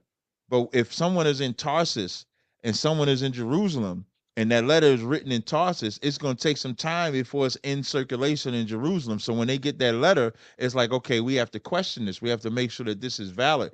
That's all that took place. So, okay. Well, this is where I would like. Well, I guess I would ask your opinion. I even engage you in conversation about, right? So if you're the leader of a group, right? If you're somebody who is leading an organization and you're telling the people, this is how you should practice this way of life, to me, you should know all of the documents, all of the doctrine, all of the stories surrounding your movement, because you're the leader of the movement. You should know, and you should be promoting what it is that you believe. The problem with that discussion is what ends up happening was you got Clement, when you got Polycarp, when you get Ignatius, when they're talking, they sound just like Paul when they're writing. None of them talk about any synoptic gospels. None of them talk about anything about Jesus's life inside their writings. All they're talking about is some type of high Christology, how you should practice and be a good Christian. But none of them is saying like, you know what, Jesus walked on water. This is how you should do this, this, and the third. Jesus Christ, you know, healed the blind, did this, this, and the third. You don't get any synoptic gospel stories. Just like in Paul's writings, just like in 1st and 2nd and Peter, and just like the pastoral epistles and all of that. It's a theology, it's a particular theology that's being promoted up until Irenaeus. And then you get pseudo Clements that was written later, because at pseudo Clement, that's when you start to get all of these Christian stories, all of these Jesus stories. But up until that point, you don't get it, which is telling some people that they didn't know them, which will lead to your point that maybe these stories were in circulation and they hadn't gotten to certain people. But the question is, how are these people then claiming to be church fathers and leaders of this movement, yet they don't know any Jesus stories? These things don't go around until Irenaeus. They do have there's a certain doctrine coming around healing certain people.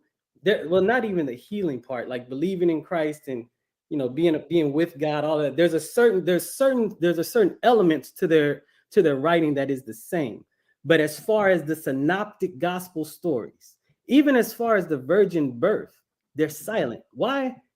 I would say because it doesn't exist yet, because they haven't finished copying out the stories from the other Hellenistic writers around the time. They hadn't finished laying it out. And so that's why I'm saying that, like, Irenaeus is saying there's these four, but simultaneously the Acts of Andrew is being written, the Gospel of Thomas, which some say is actually the Q source, they're being written at the time. And now all of a sudden Irenaeus is coming up and saying these are the only four authentic. That doesn't make any sense. What I'm looking at, to me, is a propaganda machine being created, trying to guide a certain movement that's popping up or that's been around, and they're trying to make sure that it goes a certain way and that it looks a certain way. But then there's a freedom before that. I'm gonna give you an example. Like, yeah, all right, brother. I'm gonna move on. Once you go ahead and give me an example, Captain. Okay. So I'm gonna show you an example. Like when you say like the virgin birth, like nobody talked about it, right? They actually did, right? So I'm gonna share my screen and show this to you. Let me see if I could find. I just want to get the time he was born, because what we do today is we critique what's in the past. Like you made a point to say that they didn't talk about Jesus walking on water. They didn't talk about this. They didn't talk about that. 50 years from now, people are going to say, Cap ain't never talk about Isaiah or Ezekiel. He ain't never talk about prophecies. So maybe that's not in there, because that just wasn't my focal point at the time.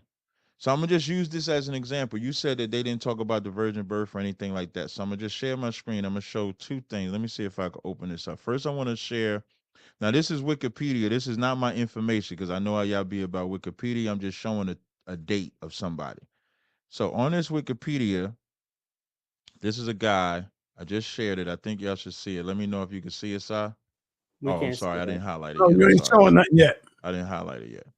So on my screen right here, y'all see Julius. This is Sextus Africanus. He existed at 160 to 240. He's called one of the early church fathers, right? I just wanted to show that first. So I'm going to stop sharing my screen. Then I want to show what I'm talking about. So for an example for virgin birth, this is Julius Africanus wrote this document. I'm going to share this document real fast. I'm just going to show just some of it. I use this when I cut Christians that say Joseph is not the biological father. This is written by one of the earliest church fathers. I'm going to share my screen again. And this is, let me go to entire screen. This is screen 2. Boom. So now this is a document that he wrote that says Julius Africanus, the epistle to the Aristides, right? This file has been downloaded by the ecclesiastical.org. Now, in this, he writes down the genealogy in the Holy Gospels. So now for him to have access to the Holy Gospels in 160 AD lets you know that this was already in circulation. So let me just blow it up so you can see that he's talking about the genealogy. So as I blow this up and make it bigger, it clearly shows you this is Africanus, who does a breakdown on the genealogy, because there was an issue even back then. Like, why does Luke 3 say as was supposed? Why does Matthew 1 say Jacob is the father? Why does Luke say Heli is the father? And what he was able to do in this breakdown was to show that Luke, the 3rd chapter, is a levirate marriage, because within the house of David, they would keep the law of a brother according to Levitical priesthood. So Matthew 1, Jacob was the physical father. In Luke, the 3rd chapter, Heli is the father by levirate marriage.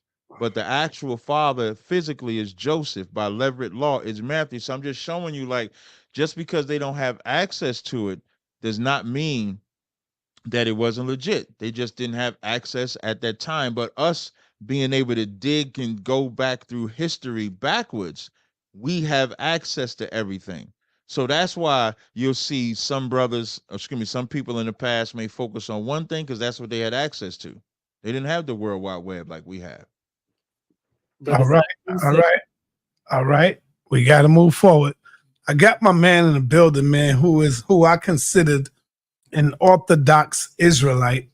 I speak of none other than Moses 777, who brings the pain. Brother Moses, you got the floor, brother. Hey, can y'all hear me? Loud and clear. All right, yeah. Peace, blessings, love, light of Yah the Most High, shine down on and in the lives of all the Creator's righteous children, resurrecting as gods on earth. Ancestors protect me around all of you. Okay, so I do have like questions for Captain Tazaryach, but before I ask him questions, Captain, real quick. Captain, you are really a celebrity. They so happy to talk to you, brother. Look at the smile on his face. Asking them questions. Yes, go ahead. Ask the question, brother.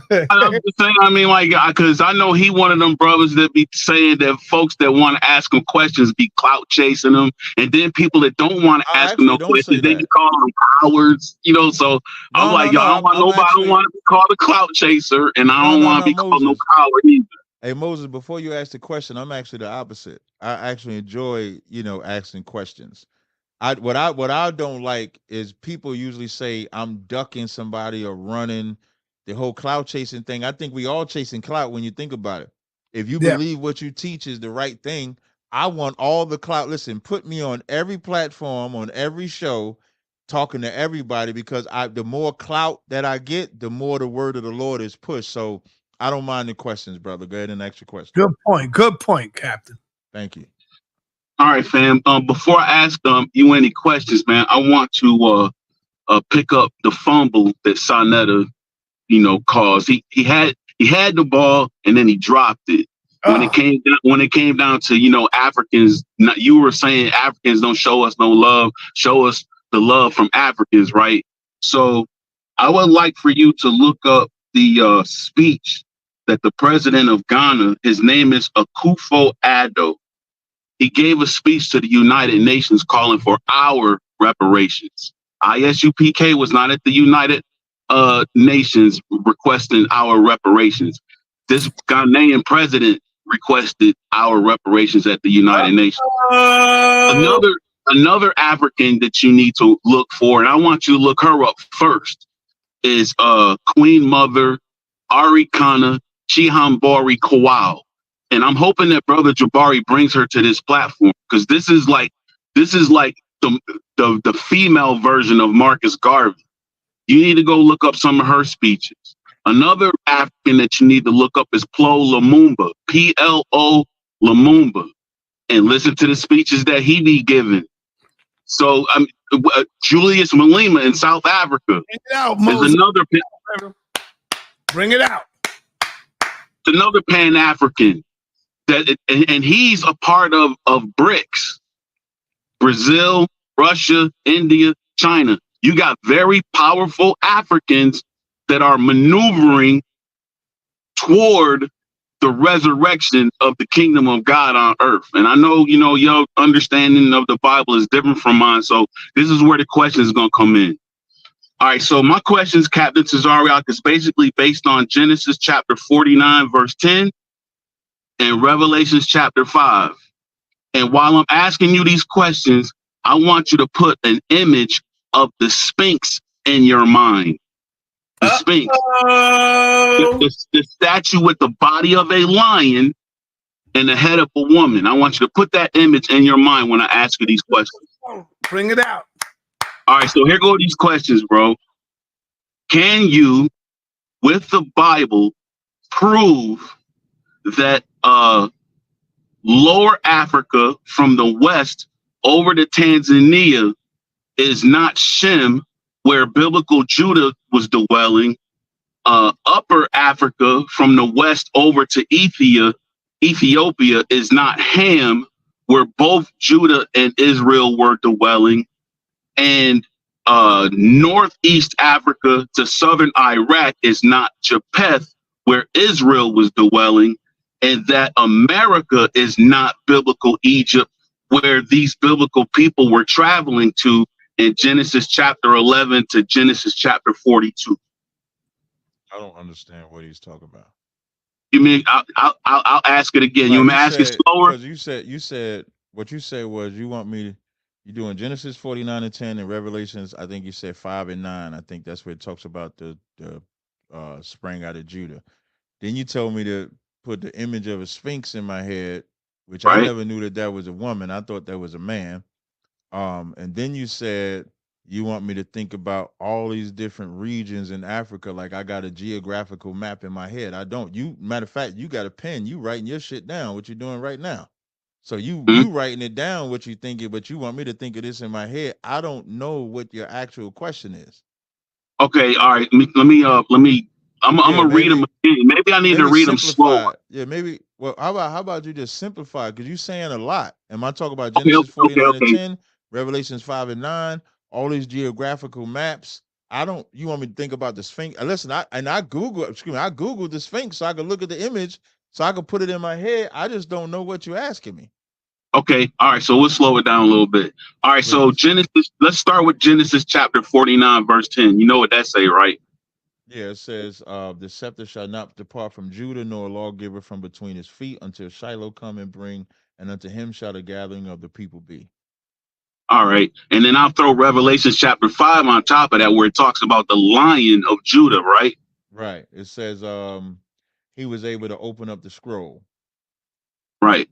So, Captain, what I'm trying to get you to see when I told you to put the Sphinx in your head is please consider why there is a big old statue that's been sitting there for ages, the body of a lion with the head of a woman on it. And this Bible is referring to Judah as the Lion of Judah. Are you positive that these people that you claim to be are not ancient Africans? So then I'll ask the questions again. So lower. No, I got the question. Please just let me respond, man. That is arguably one of the strangest, weirdest questions I think I've ever been asked. So what he's saying is, because Genesis 49 and 10 mentions a lion, and him shall the gathering of the people be. And Revelations 5 and 8 rather, 5 and 9 says he's worthy of the book because he's from the tribe of Judah. I gotta look at the Sphinx, and because they built the Sphinx, I don't know what's the date. What's the date for the Sphinx? Do they date when the Sphinx was built? This is a weird. I know it was before 3100 CE. Around 10,000 BC. So the Sphinx, they say, is built before Israel existed. So I guess we gather into the Sphinx now. We about to gather into before the flood. That's a weird question to me, brother. I don't worship a Sphinx. I hope they could blow the Sphinx up. I don't care.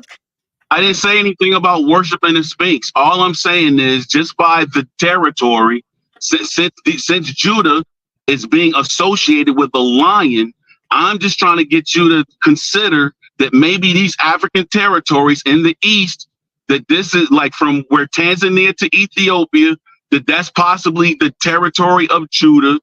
Ethiopia up to the Kemetic territory, that's most possibly Ham. And the Kemetic territory over to southern Iraq is most likely. I disagree, bro. I disagree. But I'm asking you to prove it with the Bible that that's not who these people are. Christ is the Lion of Judah. He's the Lion. That is not who they are. Pasu, no. Let the brother finish. You saying that these people are African because the Sphinx is built, and Genesis 49:10 says Judah is a lion. Seeing is believing. When we seeing things like the geographical territory, Genesis chapter 2, verse 13 through 14, what about chapter 13, all of that is African territory. Hey, what about in Kings when they had the lion-like men from Moab? Are they African too? Remember in Kings when they went to fight the Moabites and they was lion-like? So they lions. I mean, yeah, keep that in mind. Let me just read it. This is 2 Samuel 23:20. It says, and Benaiah, the son of Jehoiada, the son of Aviah, man of Kebzel, he had done many acts, and he slew 2 lion-like men from Moab. So maybe that Sphinx is for the Moabites, because they lion-like. It says they lions. The emphasis there is lion-like. Now keep this in mind. Is lion-like. It's not a literal lion. It got a lion. It got a lion body with a human head. So the Moabites got a lion-like. I mean, come on. If we're gonna make lion be the metaphor, I mean, Moab is lion. So I guess Moab is over there too. Come on. You finished? Hey, you finished? You finished though. I'll take somebody else. That's a dumbass question, man. I want to answer your Moab. Moses, for all the question out there. I don't need an answer to Moab. I think we can. No, actually, you do. You do need an answer to that question. No, brother. Because the Africans were marrying Asians, bro. That's what makes them lion-like. They had that African blood in that region where the people are known as the lions. They were marrying Asian people. We know that the bloodline mixing was taking place, so that makes them lion-like. Hey, brother, I would stay off the drugs, like whatever you smoking. Okay, all right. So the ad hominems done started, so I'm done, Sonetta. I'm done. It's not really an ad hominem. We know what's up. We know what's up. Brother, you just said. Brother, you just said it. Go ahead, Judah. You actually quit. I won't even say nothing else, man. We can go to the next brother, man. Yeah. Cap. You know that Moses 777 is a celebrity. You remember that show In Living Color? Oswald Bates, the brother that was in jail, and he be using more crazy words that don't make no sense. Man, stop. No, I ain't gonna. Hey, Sonetta, you see what's happening, right? I just said I ain't gonna do him like that. Right? I ain't gonna do him like that. So now I'm drugs, right? See, Moses. No, man, I'm not going. All right, stop, y'all. Let's keep it scholarly. Come on, man. All right, Judah. Go ahead, Judah. All right, thank you.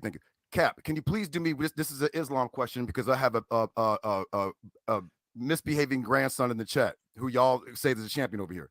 Can you please, this has to do with Islam.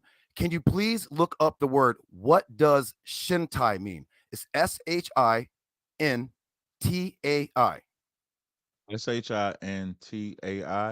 Yes. What does Shintai mean? It means God body. Say it again. God. It says Shintai, Japanese God body. Wait a minute. Does that come from the Quran?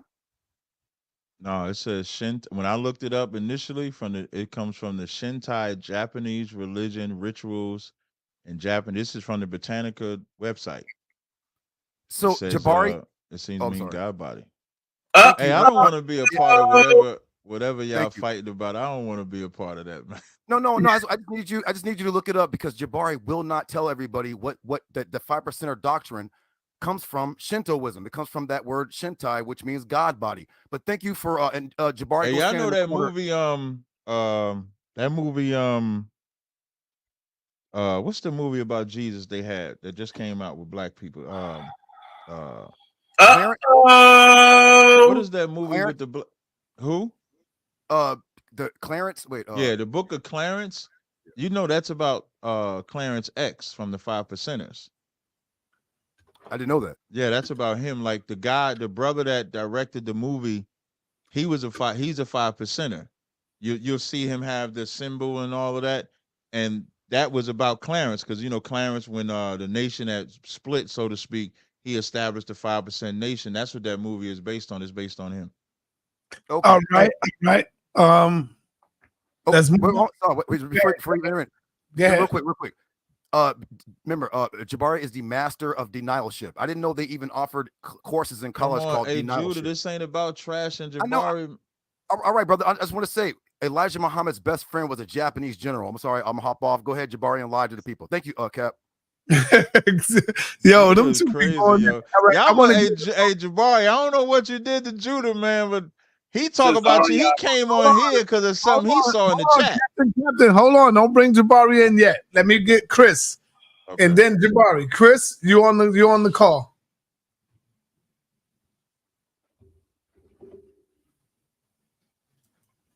Chris, you on? Okay. I thought you unmuted me. I was speaking here. What's up, Tazaryach? How you doing? I'm good to go. What's going on? All right, I'm even better to go. Hey, the book of Hebrews is replete. The book of Hebrews found in the New Testament is replete. Can you tell me what replete is?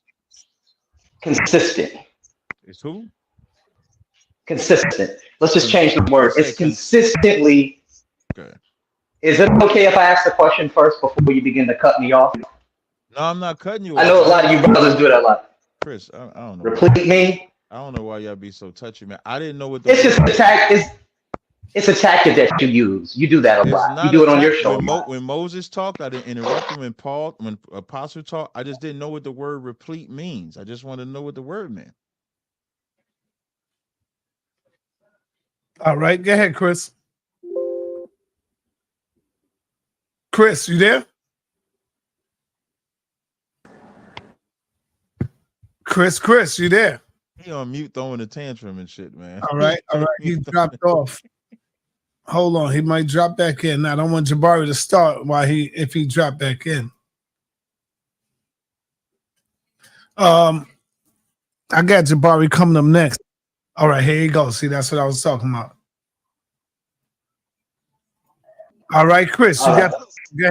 Yeah. I had a phone call that came through. Okay, so the book of Hebrews is replete with a lot of plagiarisms from the Old Testament. And one of the major ones that it presents is in Hebrews chapter 10, verse 7. And this is what it says. It states this, and this is in the King James Bible. I want to read this for the audience to show everybody something here. And this is in Hebrews chapter 7. Chapter 10, and it says, for the law having a shadow of the good things to come, not the very image of the things that can never, with those sacrifices which they offered year by year, continue to make for the comers thereunto perfect. For then would they not have ceased to be offered. I want to go down to verse 5 here, and it says, wherefore when he cometh into the world, he said, sacrifice and offering thou wouldest not, but a body hast thou prepared me. Are you familiar with that? Yeah. I'm looking right at it while you read. Okay. Wonderful. But when you go to Psalms chapter 40, it clearly, the word body is not mentioned in it. So here we have in the New Testament, they're trying to present or convince the reader that God or whoever prepared a human sacrifice for Hebrews. For the Hebrew people. Hebrew people do not believe in human sacrifice. Now, many people try to use the story of Jephthah, or many people try to use the story of David's son dying. That was not a human sacrifice. But here, the plagiarism comes into play because according to the law, the book says you shall not add or take away from it. And so even mentioned in the book of Peter that you cannot add or take it away to it. And in the book of Revelations, it states the same thing. But when we read this in Psalms chapter 40, this is what it says because this is where it pulled it from. This is Psalms chapter 40. He says, I delight to do your will, O my God. Yea, thy law is written in my heart. That's verse 8. But when you read verse 7, in which Hebrews chapter 10 pulls from, it says, then said I, lo, I come in the volume of the book, it is written of me. This is what David is writing here. The word body does not appear there. Why does the book of Hebrews add to David's psalm in order to convince us that a human sacrifice was necessary? You done? Because you was crying earlier, so you're done, right? You can answer that question. I was just making sure you was done because you was crying earlier. So I'm gonna use an example. First of all, Israelites don't plagiarize each other by blatantly quoting each other, which you find all throughout the Bible. The problem is you assume, well, first of all, I don't know if you did this by mistake or not, but in Hebrews 10, when it says, then said, lo, I come in the volume of the book, it is written of me, that's actually quoted. In verse 5, when it says, when he cometh in the world, he saith, sacrifice and offerings thou wouldest not, but a body hast thou prepared me. So I'm going to show you an example. So, of course, in Psalms 40, it does not add the latter part that he's talking about. But quoting a verse does not mean that you can't add to the rest of it, because the point of Hebrews, you would have to actually read 8, 9, and 10 to get the whole thing. So when you start at Hebrews 8 and read the 10, that's the completion of what it's talking about. So I'm going to use another example just to show you of someone taking a portion of the verse and not the whole thing. So in Matthew 1 and 21 and 1 and 20, I'm sorry, I'm just trying to get the prophecy itself. When it says a virgin shall conceive. This is Matthew 1 and 23. When it says, behold, a virgin shall be with child and shall bring forth a son, and thou shalt call his name Emmanuel, which is being interpreted, God is with us. That's a quote from Isaiah 7 and 14. None of it doesn't have the interpretation of what the word Emmanuel is. It's just paraphrasing a scripture to correlate it to what's being fulfilled in the next verse. So you can highlight and say a body is prepared. And I don't know why people get so caught up in this term human sacrifice, because the scripture doesn't say human sacrifice. That's what y'all are saying. So when it's, let me bring this over so my neck don't look twisted when I'm reading the scripture. I apologize. So in Hebrews 10, when it says, when thou came, Hebrews 10, when thou comest into the world, he saith, sacrifice and offering thou wouldest not, but a body hast thou prepared me. In burnt offerings and sacrifices for sin thou hadst no pleasure. It just took the verse, the end of Psalms 40, and put it in the beginning of verse 6, because the point is showing how Christ is the sacrifice. So it just took 10 and 5. So if I go to Psalms 40, I'm going to go back to Psalms, the book of Psalms 40. I don't know why people do this type of stuff here. For lo, sacrifice and offerings thou didst desire at mine ears, and hast thou opened, but burnt offering, sin offering thou hast not required. So Hebrews 10 just put that in the middle, because when you go to Hebrews 9, it tells you he had to go in there and be a mediator as the great, if you want to call it, sacrifice. So I don't understand when you say plagiarism. The only way you can say plagiarism is to show, can you show me someone, a contemporary, saying, hold on. Okay. Si, I'm gonna put the, if you don't mind, Si, I'm gonna put the link to your live in my chat, if you don't mind, because people are asking for it. Yes, go ahead.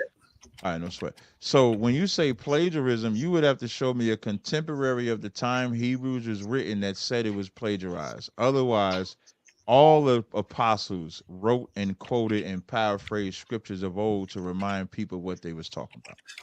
I'm done. Okay. Thank you. I want everybody in the audience to hear something here. When you read Hebrews chapter 10, this starts in quotation. This verse is in quotation, family. So they're quoting a verse, but the book of Hebrews is adding prepared a body for. I don't know what he was talking about. He just ran all the way to Jerusalem and back. It clearly says that. So that means in your New Testament, which is a Greek text, the Holy Spirit has lied to you all. Not to mention, you also told a mistruth when you stated that Emmanuel is not written anywhere in the book of Isaiah. Yes, it is. And it's important to you that you learn how to read the Aramaic text, because wherever you see the word God with us, you're going to see the word or the term Emmanuel. And that scripture was fulfilled with Isaiah and his children, that God had gave him for signs and wonders in Israel.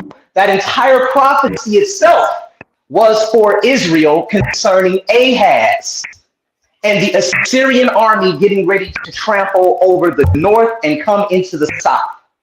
All right. I also want to show one more thing, because the book of Hebrews, like I said, is replete with this. When you go to Hebrews chapter 2, it does it again. It's all over here. You guys should just go check it out. In Hebrews chapter 2, it says right here, I want to read this. Tazaryach, thank you for your time. It says, verse 5 in Hebrews chapter 1, excuse me.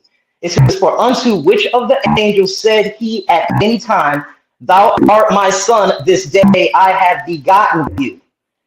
It says it right there, and there is a question there. This is actually a psalm to David, right? This is found here in Psalms. Let me get this right here, and I want to read this to you guys real quick. And this is found in Psalms chapter 2, verse 7. And in Psalms chapter 2, verse 7, this is what it reads. If you don't mind, Senator, thank you for your time, and I don't want to hold up anybody else. But in Psalms chapter 2, verse 7, this is what it says, okay? It says Psalms chapter 2, verse 7. All right? It says, Psalms chapter 2, verse 7. I'm pulling it up here, guys. Okay, here it is right here. It says Psalms chapter 2, verse 7. I'm sorry, guys. My computer is loading up pretty slow here. And it says right here, I want everybody to go to Psalms chapter 2, verse 7 for the 5th time I've said it. It says, why do the heathen rage and the people image a vain thing? The kings of the earth have set themselves, and the rulers take counsel together against the Lord and against his anointed, saying, let us break their bands asunder and cast away their cords from us. And then it says, he that sitteth in the heavens shall laugh, the Lord shall have them in derision. And it says, let's skip down to verse 6. Yet I have set my king upon my holy hill of Zion. I will declare the decree. The Lord hath said unto me, thou art my son, this day I have begotten you. This is talking to David.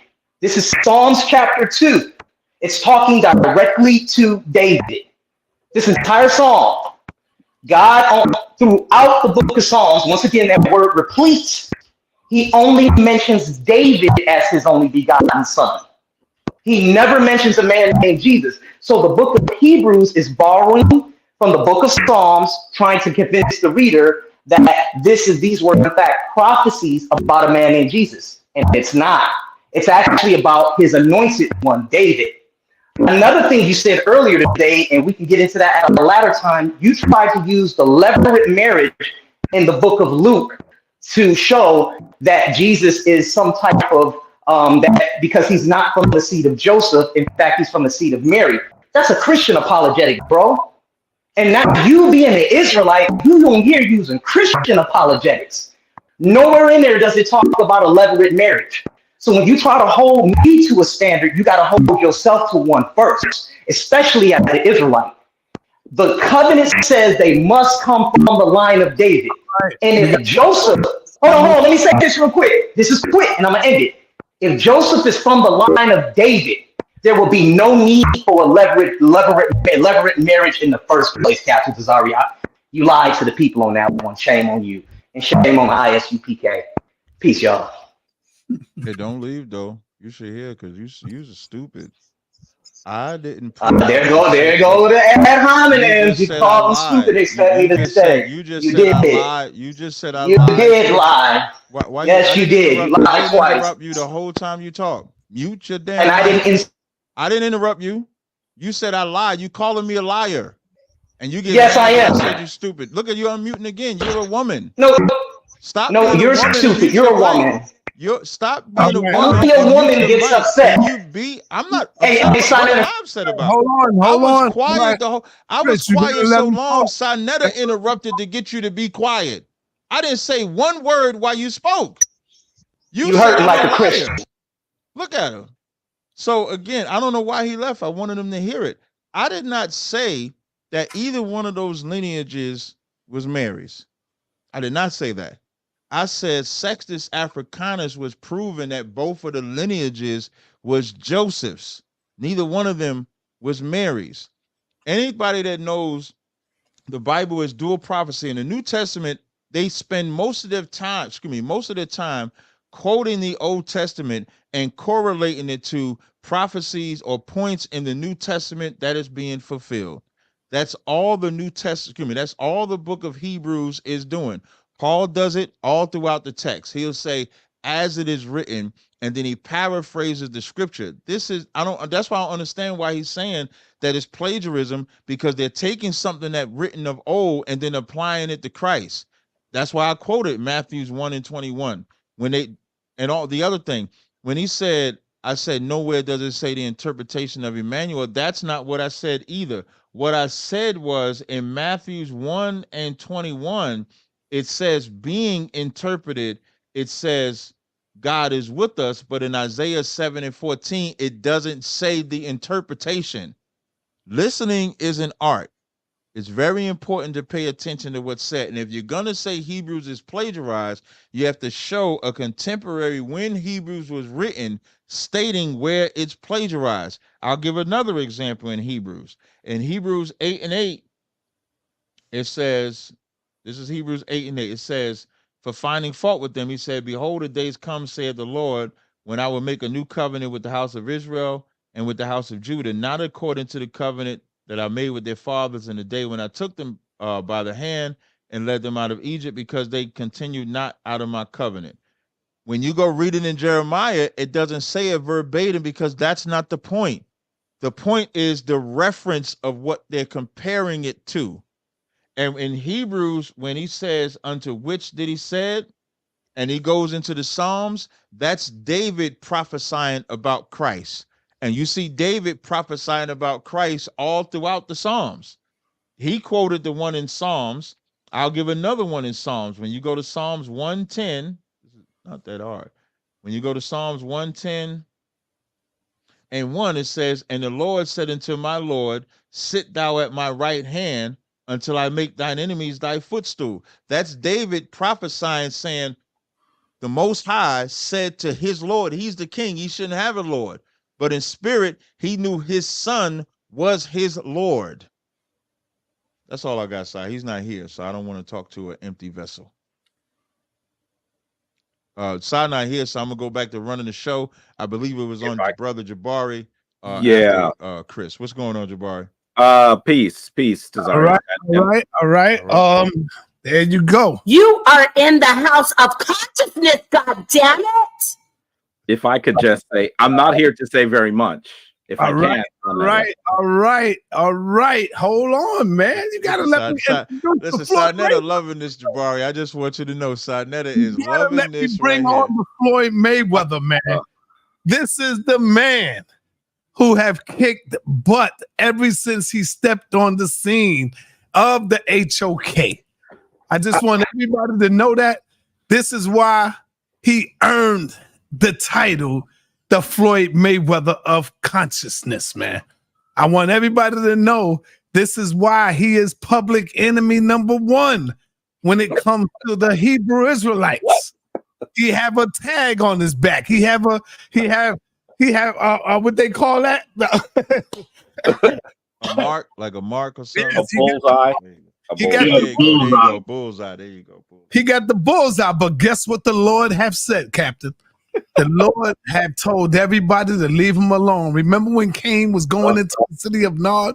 And he said, Lord, the people gonna get me. They gonna know if you do that. And the Lord says, no, I'm gonna make sure nobody mess with you. And this is what happened. This is why Jabari is the king of kings, like Jesus got on his thigh, the King of Kings, the Lord of Lords. Brother Jabari Osaze is in the building. This is the toughest environment to be in, and we're busting piñatas. Go ahead, Jabari. Bust some piñatas up in here, man. The funny thing is that I'm really not here to go at Tazaryach or anybody else. I was not listening long enough to disagree with him on anything. So all I can do is say peace to Tazaryach. And Jabari, I appreciate it. I just popped in because there was a conversation that began in your last show, Sonetta, that carried over with Judah Naz. It was a really strange comment he made, and I sort of wanted to address it. He was he was really saying that the 5%ers got their entire doctrine from the Shinto tradition, which is really a strange comment to make. It's the strangest comment to make. So I asked him about Clarence 13X, who clearly was the founder of the nations of the gods and earths. Right. And he just said more things that were ridiculous. He said I was running, so I just came in. And as soon as I came in, as I said in the chat, he ran faster than Rudolph Giuliani's hair dye. He was gone. I mean, I don't even get it. I don't even understand why he did that.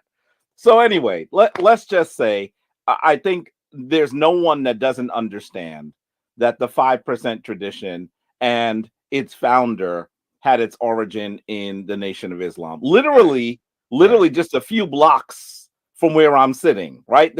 And their headquarters are still just a few blocks from where I'm sitting. So he made a comment simply because one of the terms in Shinto can translate to God body. Then all of a sudden he said that that's where they got their tradition from, as if Clarence X was studying ancient Japanese traditions. You know, if you're really, really new at this, if you are like a child and you see something for the first time, you might actually think that whatever you see for the first time means that everything else that you've seen is related to it because you haven't seen anything. Mm-hmm. And so he's in Japan, so he's making ridiculous arguments. And so that's what happened. I don't know anyone that would make that argument. Yeah, that was weird to me. All right. I'm reading, I'm like, well, what the... I don't really want everybody coming in messing up Tazaryach's interview.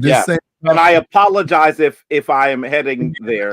That wasn't my intent either. It really no wasn't. problem, Jabari. I ain't seen you in a while, so you know that But little I gotta interruption. let Cool. you respond because Jabari says something.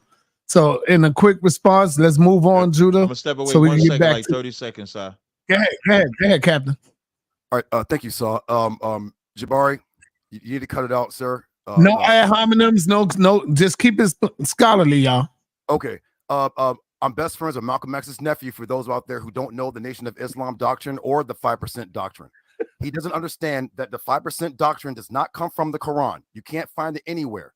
The word Shintai means God body. It means anything that is like honored or worshipped. The black man is God doctrine comes from that. The Nation of Islam incorporates Hinduism, Shintoism, Buddhism, parts of Islam, and the Bible all mixed in their doctrine. This is just what it is. When, a couple of years ago, I challenged the elder, what's the brother's name from Temple 15 in Atlanta? Eric Muhammad. He declined and he chose to debate Tazaryach. So I knows this. Why? Because I know I came over here and gave a presentation on the 120 lessons, and I just asked another brother, 5% in the chat, where is the God body 5% doctrine in the Quran? It's not. Real quick, just to sum it up. Anyone who knows the history of Nation of Islam knows that Elijah Muhammad had a friend called a general called Satoshi. He was Japanese.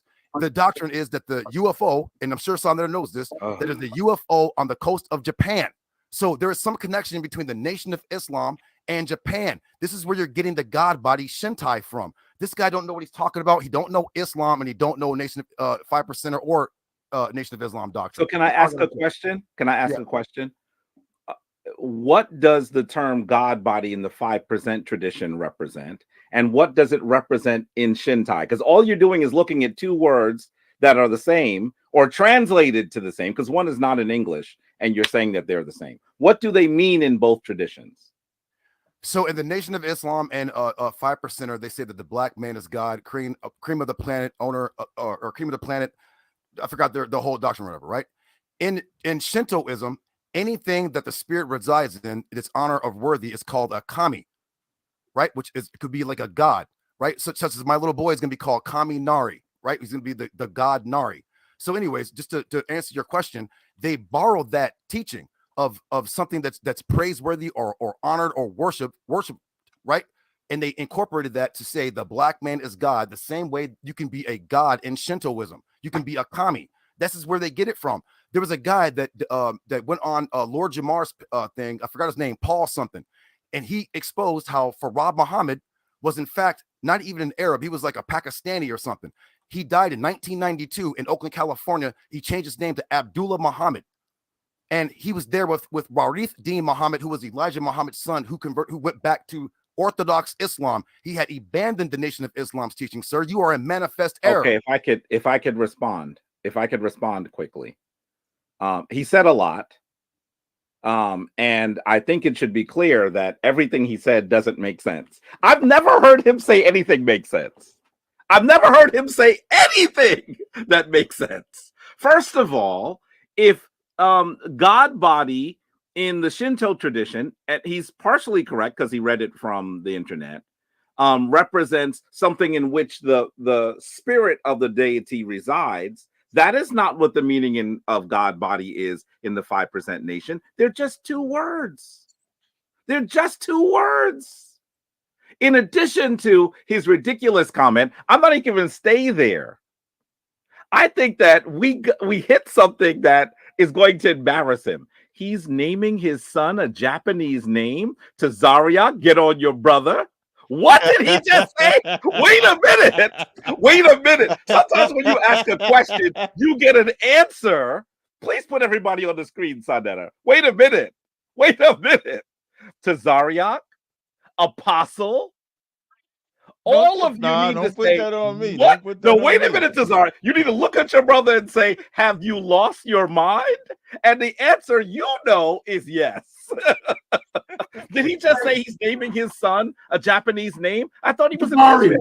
He got a Japanese wife. Well, yeah, what does that mean? But you are your father's lineage. What does that mean? I mean, I understand. What does that mean? Wait, hold on, Apostle, would you don't have a Japanese wife? Yeah, but okay, so if you had a Japanese wife, you would name your son a Japanese. That's all I'm gonna say. That's crazy. No. I'm not in this fight. You wouldn't, Apostle. No, You wouldn't. No, but I'm not him. Can I respond? I know you're not him because occasionally you say something that makes sense. He never says anything that makes sense. Listen, sometimes someone says something and they slip up. This is gonna follow you forever, Judah. This is gonna look at Tazaryach's face. He's like, oh, why did he do that? This is gonna follow you forever. You are naming your son a Japanese name from Shinto, not from the Hebrew tradition. I tell you what, Jabari, I had a Japanese Akita, and I named her Kamikaze. You mean your dog? Man. Are you talking about your dog, Apostle? Dog, yeah, man. Dog. It's a dog, man. It was a Japanese Akita. I gave it a Japanese dog, Judah, man. did you actually say that? Let me let Judah respond again, Judah. Yeah, come on, Si. Can you tell us the name again, Judah? Yeah, let me let Judah respond. Y'all, go ahead, Judah. First off, my wife is Japanese, so my kids have Israelite names. And yeah, I know, Jabari. See, you don't know linguistics. See, so I'm telling you. This is why I beat up your heroes. My son name is Shizen, Japanese, but his Israelite name is Nashea, which means Prince of Yah. My daughters are Nahara, which is the Israelite name, and the other one is Nazarah, which is the Israelite name, but they have Yayoi and another Japanese middle name. So there's nothing wrong with my kids having an Israelite name and a Japanese name. Just like Tyrese Glass is a white man's name. Just like Bergen is a white name. Gas. Or whatever. Gas. And I'm quite sure Jabari has a Elmo Smith. That's not an African name. Your name is European. Sir, cut it out. Okay, so you have no point. Again, let me finish real quick. This guy never addressed none of that. These guys who were in like Clarence 13X and them, they were like ex-military and things like that. They were talking to people across the world. A lot of the people from the early 30s and stuff and 20s, they would go learn, quote unquote, Eastern traditions and philosophies, and they would come back and bring it to America, right? So people didn't hear about certain like Buddhism and Hinduism and things like that. They would just call it more science or Islam. But now we have computers. We can figure out where they got their doctrines from. So this guy doesn't know what he's talking about. It's called linguistics, Jabari. That's always going to be your weak point. Always. You're always going to lose to me. Always. You're always going to fall on that sword. With that, always, bro. I'm always going to beat you. So how you know linguistics, but you married to a Japanese woman? You married to a Japanese woman in the Bible. You ain't Hebrew. Moses, this ain't about you. Moses, this ain't about you. Please don't jump in yet. Please don't jump in yet. And for the record, when I became an Israelite, that's when I changed. I wasn't born as an Israelite, just for the record. and the same here, as you know, Tazar. He makes even Tazaryach's like that argument is terrible. Yeah, I didn't. Can you please share my screen, by the way, Sanetta? really quickly? I want to say I agree with Judenas because if he's Hebrew and his wife is Japanese, why not give them two of the cultures, bro? Because you are as your father is. Yeah, but he still got to know his history, though. He still got to know. Okay, wait. Two things. First of all, share this really quickly, Sonetter, because he thinks my name is Elmo something. Please share that real quick. He said Elmo. Please share this. He said Elmo. That's my driver's license from New York State. My name is Jabari Gamba Osaze. Damn. I was born Corwin Jacobs, as you all know. I changed that name legally because that is not who I am. But I guess your son is not an Israelite. I guess he's not an Israelite. So let me just say this. I want to ask Tazaryach and I want to ask Apostle if they would name their son, specifically a son, a name other than an Israelite name. Would you do that? Hey, in the Bible, it talks about how they had half Hebrew and half Moab language. So no, it would only be a Hebrew name. Okay. That's it. And That's Apostle, thank you for your honesty, brother. Apostle? No, I would not. Not today. Okay. No. Thank you. Thank you. As a matter of And fact, all I I'll have add to my say name. to you is, I came in here to beat you up about Clarence 13X, and you just opened a vein. And you lost. You just poured gasoline on yourself and smoked a cigarette. And you Self-immolation, brother. What? And you lost. This is wait, can Judah be the last and then we could go because I ain't got much time left. Yeah. Wow. If everybody could just mute real fast, I ain't got much time left. So so we can kind of appreciate it. Is whacked. And if you think he's cooking, sir, get out the kitchen. Okay, that's not how you cook. Did you know that Aaron's name is not an Israelite name? Moses' brother, his name is Egyptian. Did you know that? Did you know there are other Israelites who have Egyptian names? So they're not Israelites, Jabari? See, you never in your life can beat me. If you ever dream about beating me, you better choke yourself back to sleep. Aaron's brother's name wasn't an Israelite name. Neither is Phineas. These are not Israelite names. So are they not Israelites because they have foreign names? I know. Now he laughed. That's called the nervous laugh. You can never beat me. Thank you, Cap. I'm out. Shalom. Shalom. All right, Captain. Let's get back to Captain real quick. Captain, how much more time you got, brothers? Just let me know. I mean, I'll take the people you got on the stage right here. Okay, let me ask you this, Captain. Have you looked into the errors that they have made in the translation Aramaic and the Greek, or does this matter or not? I would have to see what errors you're talking about. I know like some words like God, Easter, like there's some words in there that wouldn't normally be in there. But you could just easily resolve that by just going to the original language that it was written in. Unless you talk about an error in the original language. If you talk about error in the original language, you can show me that. But if you talk about just from a translation perspective, you can just go to the language that it was written. I need you to break down with the scripture. Oh, hold up. Damn, I got Brother La in the building. I forgot. My bad, Brother La. You want to say something, La?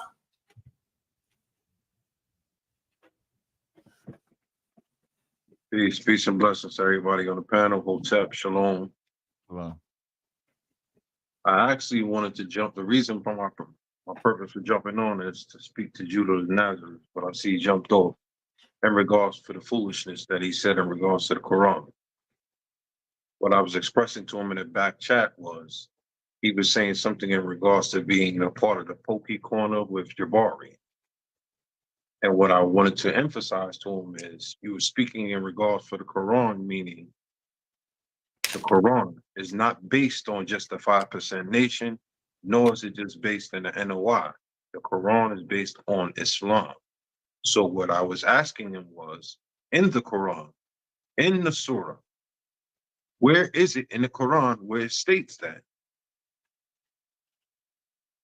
It don't. That don't. Yeah, that don't. I agree with you on that. Yeah, he on that good Japanese wine over there. That's what it was. That's what it was. It's that good old plum wine. To keep it a buck, I do agree with Judah though when it comes to children. in regards of his children, they should have both knowledges because that's a part of their history. Indeed, I agree with that. I agree with that. Yeah, you gotta have both sides, man. And having a Japanese name because you are half Japanese, and then you have your Hochira name. Come on, man, we do that all the time, y'all wilding now. But they live in Japan. But Sonetta, according to the Israelite tradition, you are as your father is.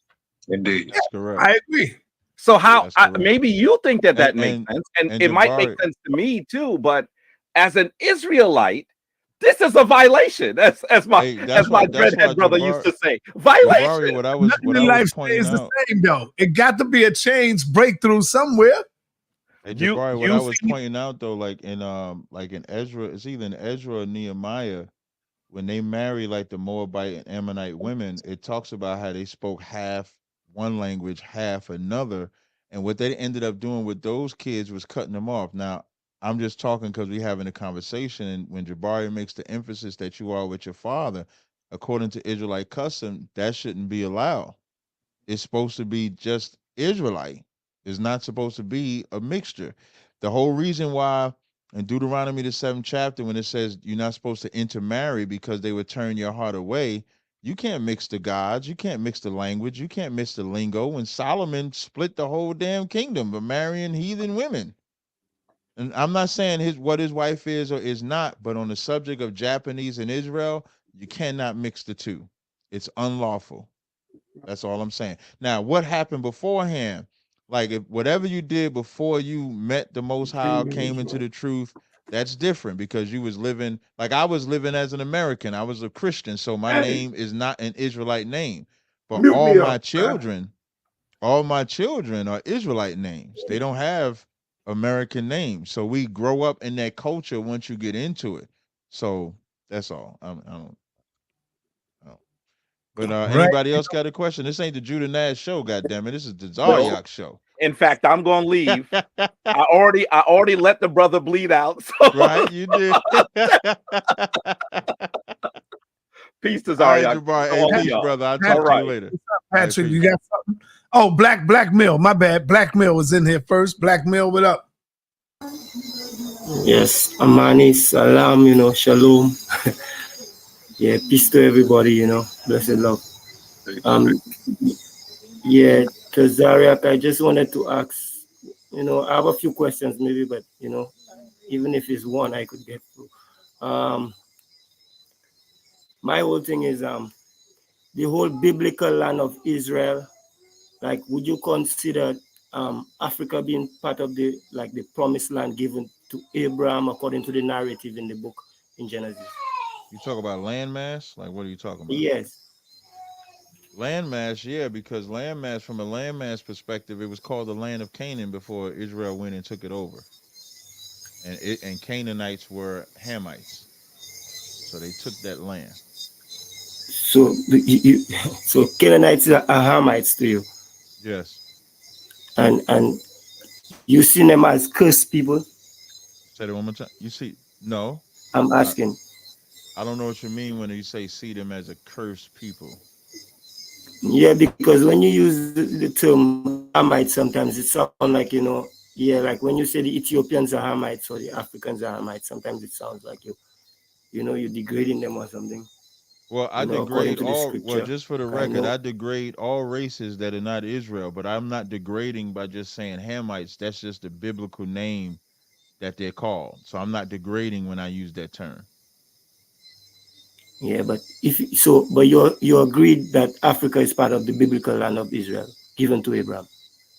I believe that during that time it was just called the land of Canaan that the Israelites took over. In today's it's the same master of land you're saying. But in today's geographical map, the way they map it out, I would say yes, parts of it is on the geographical location. Okay then.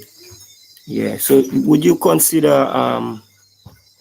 modern day Israel as the biblical land also, like part of Africa?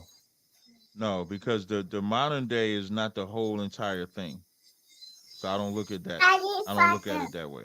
You understand what I'm saying? Like there's parts of Iraq, there's parts of Palestine that would be a part of ancient Israel. That makes All sense right to then. you? Yes, yes, I understand what you're saying. Okay. Yeah, but you know that's according to the book, but history says, it's kind of different in history. I was just I saying don't know what you mean. What you some of mean when you these say it's places, different? When you say it's different in history, what you mean? yeah, because what we would see as modern day Israel, there are places, or even just Jerusalem, using the term Jerusalem, there are places, which was named before modern day Israel, as Israel throughout history. Just like Ethiopia. In Ethiopia, the term Jerusalem was used even before it was used Oh, as a you follow like historical Haile Selassie? place. You like follow like Haile Selassie or something like that? Well, it's not like I follow him. I'm following history here. Yeah. I'm just asking because when I hear like Ethiopia with Jerusalem, that's usually where it goes. So that's why I'm asking the question, just to know who I'm talking to. Yes.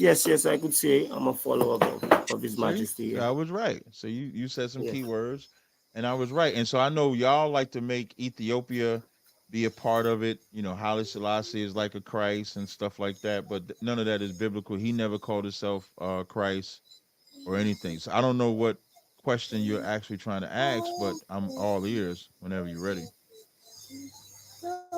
Yeah. No, well, I was just asking on the whole geography of the book, because according to the book in Genesis, and then it even expands to, the book of Joshua, where it speaks of they he giving the piece of land, like it's a boundary from the river in Egypt, which we know is the river Nile, and to the river Euphrates. And according to the book of Joshua, it expands from the river Euphrates onto the Great Sea, and if you have to use history, on that, we know that would be like Africa plus Arabia, and where we call the Middle East and all these places. Okay, what am I supposed to do with that? I like you just making statements. I don't know what I'm supposed to answer though. All right, nothing, Captain. We get ready to close this thing out. Yeah. Let me bring in the last question. Saints, what's up, brother? Cam up, brother. Yeah, you gotta put that camera on, brother. Yeah, what's going on, man? Talk to me. You got a question? Hey, Shalom, family. Not really. I have more of a statement to make. If it's all right, Captain Tazaryach, Yeah, good. Concerning the whole situation with Jerusalem being tied to Ethiopia, right? So I know quite a bit of Habesha and Oromo Ethiopians. I'm very good friends with a few of them, actually, right? And when you look at the way Ethiopians have customs and traditions, when I spoke to my coworker that's from Ethiopia, she said that Ethiopians were doing something different before they adopted Christianity. So I don't believe they're Israelites just based on the customs and the practices that they do. They eat raw meat. They have certain, like, for example, if David was to walk into their church today, right, they would have a problem with David having many wives and concubines. And when you ask a lot of Eritreans and Ethiopians if they're descendants of Jacob, a lot of them will tell you that they're Ethiopians or Habesha or Oromo first. So just based on me actually being around East and West Africans where I'm at a lot, I would have to say that they're not Israelites and that the Solomonic dynasty is not something that was proven. So that's all I wanted to say concerning that. All right. Everybody, thank y'all for coming through. I appreciate everybody. Hey, I got one more question though, man. Especially after I'm good on Moses, man. He talk about they took Canaan. That's not what the Bible say, man. Hey, Moses, he said he good with you. He don't want no more questions. I'm good on Moses. All right, so Captain, man, when we gonna do this big and great lecture on Islam, Captain? Yes, okay, so I'm going to can't do next week, maybe the week after, because I go to Atlanta on Monday. I'll text you what it's about. I don't want to say it publicly yet. Yeah, don't say it publicly. People are in here. Yeah. So I'm going to Atlanta Monday. So I'm going to Buffalo Thursday night, late Thursday night. When I come back, I'm going to Atlanta when I come, so maybe not this, maybe next week. Maybe next Thursday or Friday, it'll be possible because I'll be able to sit when I'm in Atlanta. I'll be able to sit for a little bit and put it together. So I have some stuff on Islam that I'll put.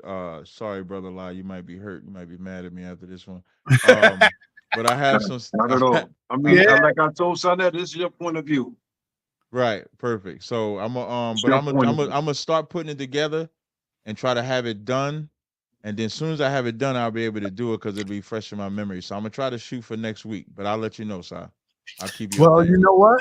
This could be Brother Lai's first debate. Brother Lai ain't had a debate yet, so he might have to. He can't get me on the first go round. He might come out shooting after this one, Captain. Yeah, but he can't get me on the first go round. You can't get me on the first. Sonetta, it's not a debate, as we both can concur with. Hey, let him get Moses. Let him get Moses. I don't want no parts of Moses. I don't want no parts of Moses. I don't want none of that. Yeah, I'm scared of Moses. I think y'all scared of Moses. That's right. Listen, I am. I'm scared of Moses. I am definitely scared of Moses. You're right. Moses is too good for me, man. I'm gonna be taking deposits on her pups. This is her pedigree. It's 8 generations here of her pups. Her dog, Ryan. All right, we appreciate it. We appreciate it. Hold tight, man. Hold tight, man. Your dog look like a damn mutt, Apostle. I seen him. Call him to the screen. Oh, like you know what County Koso is, man? Yeah, This call is him.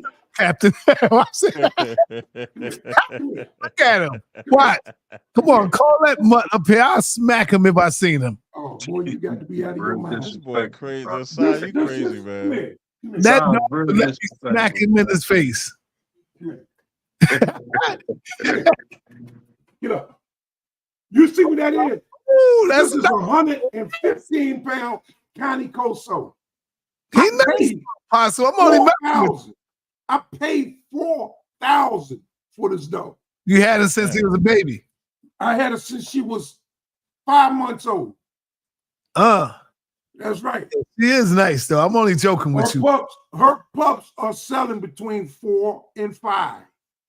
I'm gonna be breeding her in 3 months. Yeah. All right. That's what's up. That's what's up. All right, Captain. Everybody go on mute, or y'all can get ahead and get up out of here. I want to thank my captain for coming through, spending some time with me, man, showing love, and allow my cap to close this thing out. Go ahead, Captain. You got the floor, brother. Okay, I appreciate it. Hey, man, I'm Captain Tazaryach of the Israelite School of Universal Practical Knowledge under Command of General Yanna, the only one that probably has clearly defeated the so-called Floyd Mayweather, the conscious community. That's my name. That's my rank. That's my power. I am that man that runs the House of Consciousness. I'm the champ. Appreciate Sinetta, man. I ain't sat with Si in a minute, but I appreciate sitting with Sinetta, man. It's always a good thing. I want to say, too, Si, being in Harlem Saturday, like that was almost close to that old feel, man. Like having a cat to debate. I crossed the line Saturday. Yeah.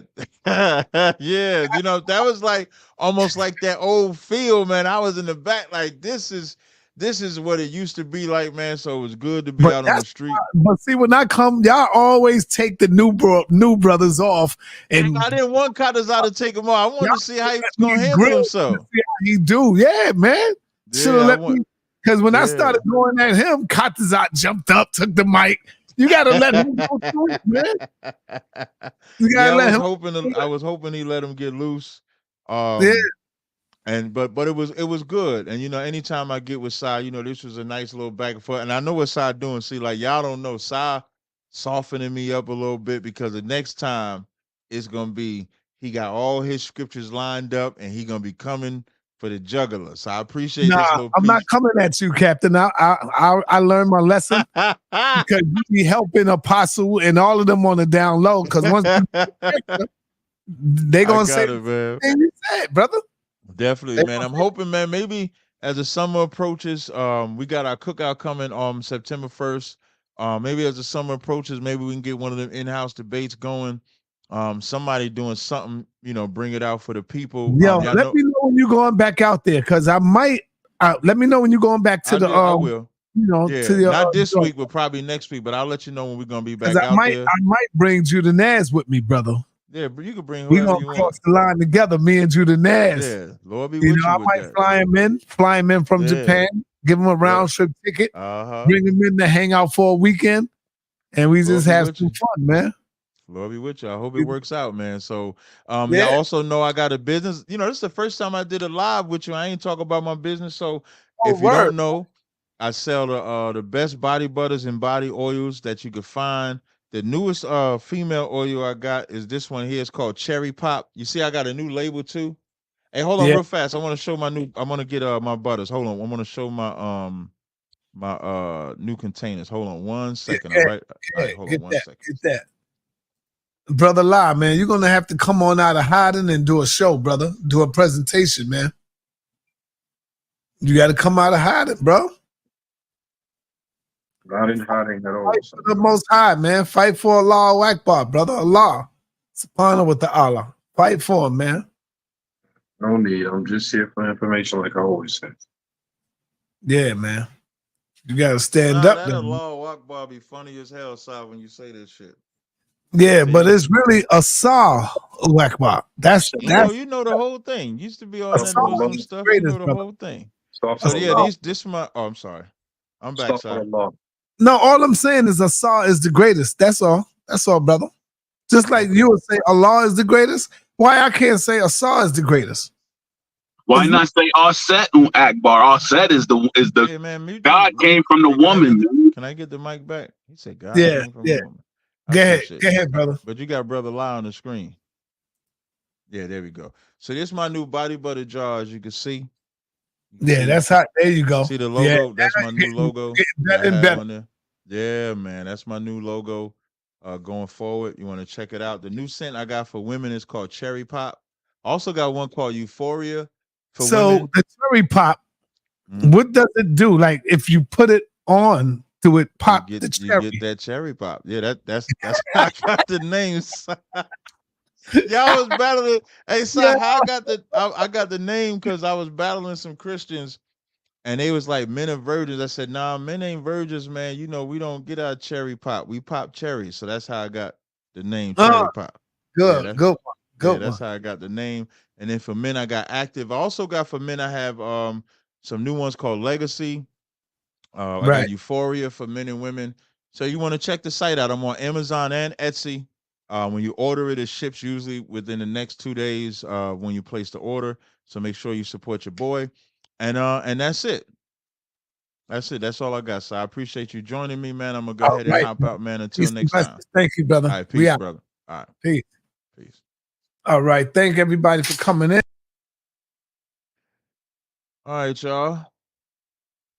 That was pretty good. Yo, look at this guy. Man, I wish there was a way to block an IP address. Because Tyrone is insane. I want to highlight the brothers that donated to the super chat. We got my man Stro Boogie. So shout out to Stro Boogie. Shout out to my man Eric Brewer with the $50 donation, man. Shout out to him. He says, how does any of this doctrine help the 12 tribes of Israel's anyway? Salute the ISUPK undefeated. And shout out to my man Maxwell Smart. Can you really plagiarize your own text? No, you cannot. That's like Commander Jenny Hanna writing something and me quoting what Commander Jenny Hanna something said, and then somebody coming behind saying I copied it. I don't even understand that. But like I was saying, no cherry pop. In the spirit is pop. In the spirit is pop cherry. Cherry pop is available right now on y'all see that. Let me see if it'll zoom in right. Let me see. There you go. Zoom in right. See that cherry pop? And then for men, I have Active. Shout out to Mika, one of the best mod. Mika's such a good mod, man. Mika saw my channel on Rumble that I'm trying to build. It's like 2 users on there. She hot right over there, say, where's my mod badge, man? Shout out to Mika, man. It's great discussion as always. I'll see y'all next time. Listen, man, next week, when I talk to y'all next week, I got some big things to tell y'all. I'm just not telling y'all right now, but I got some big things coming. So look forward to the next live stream. I could be doing a live tomorrow. We're gonna be in Buffalo this weekend. We're doing a food drive out in Buffalo. So if you're in the Buffalo area, we'll be out there. We'll be at the Juneteenth festival as well. And until next time, shalom.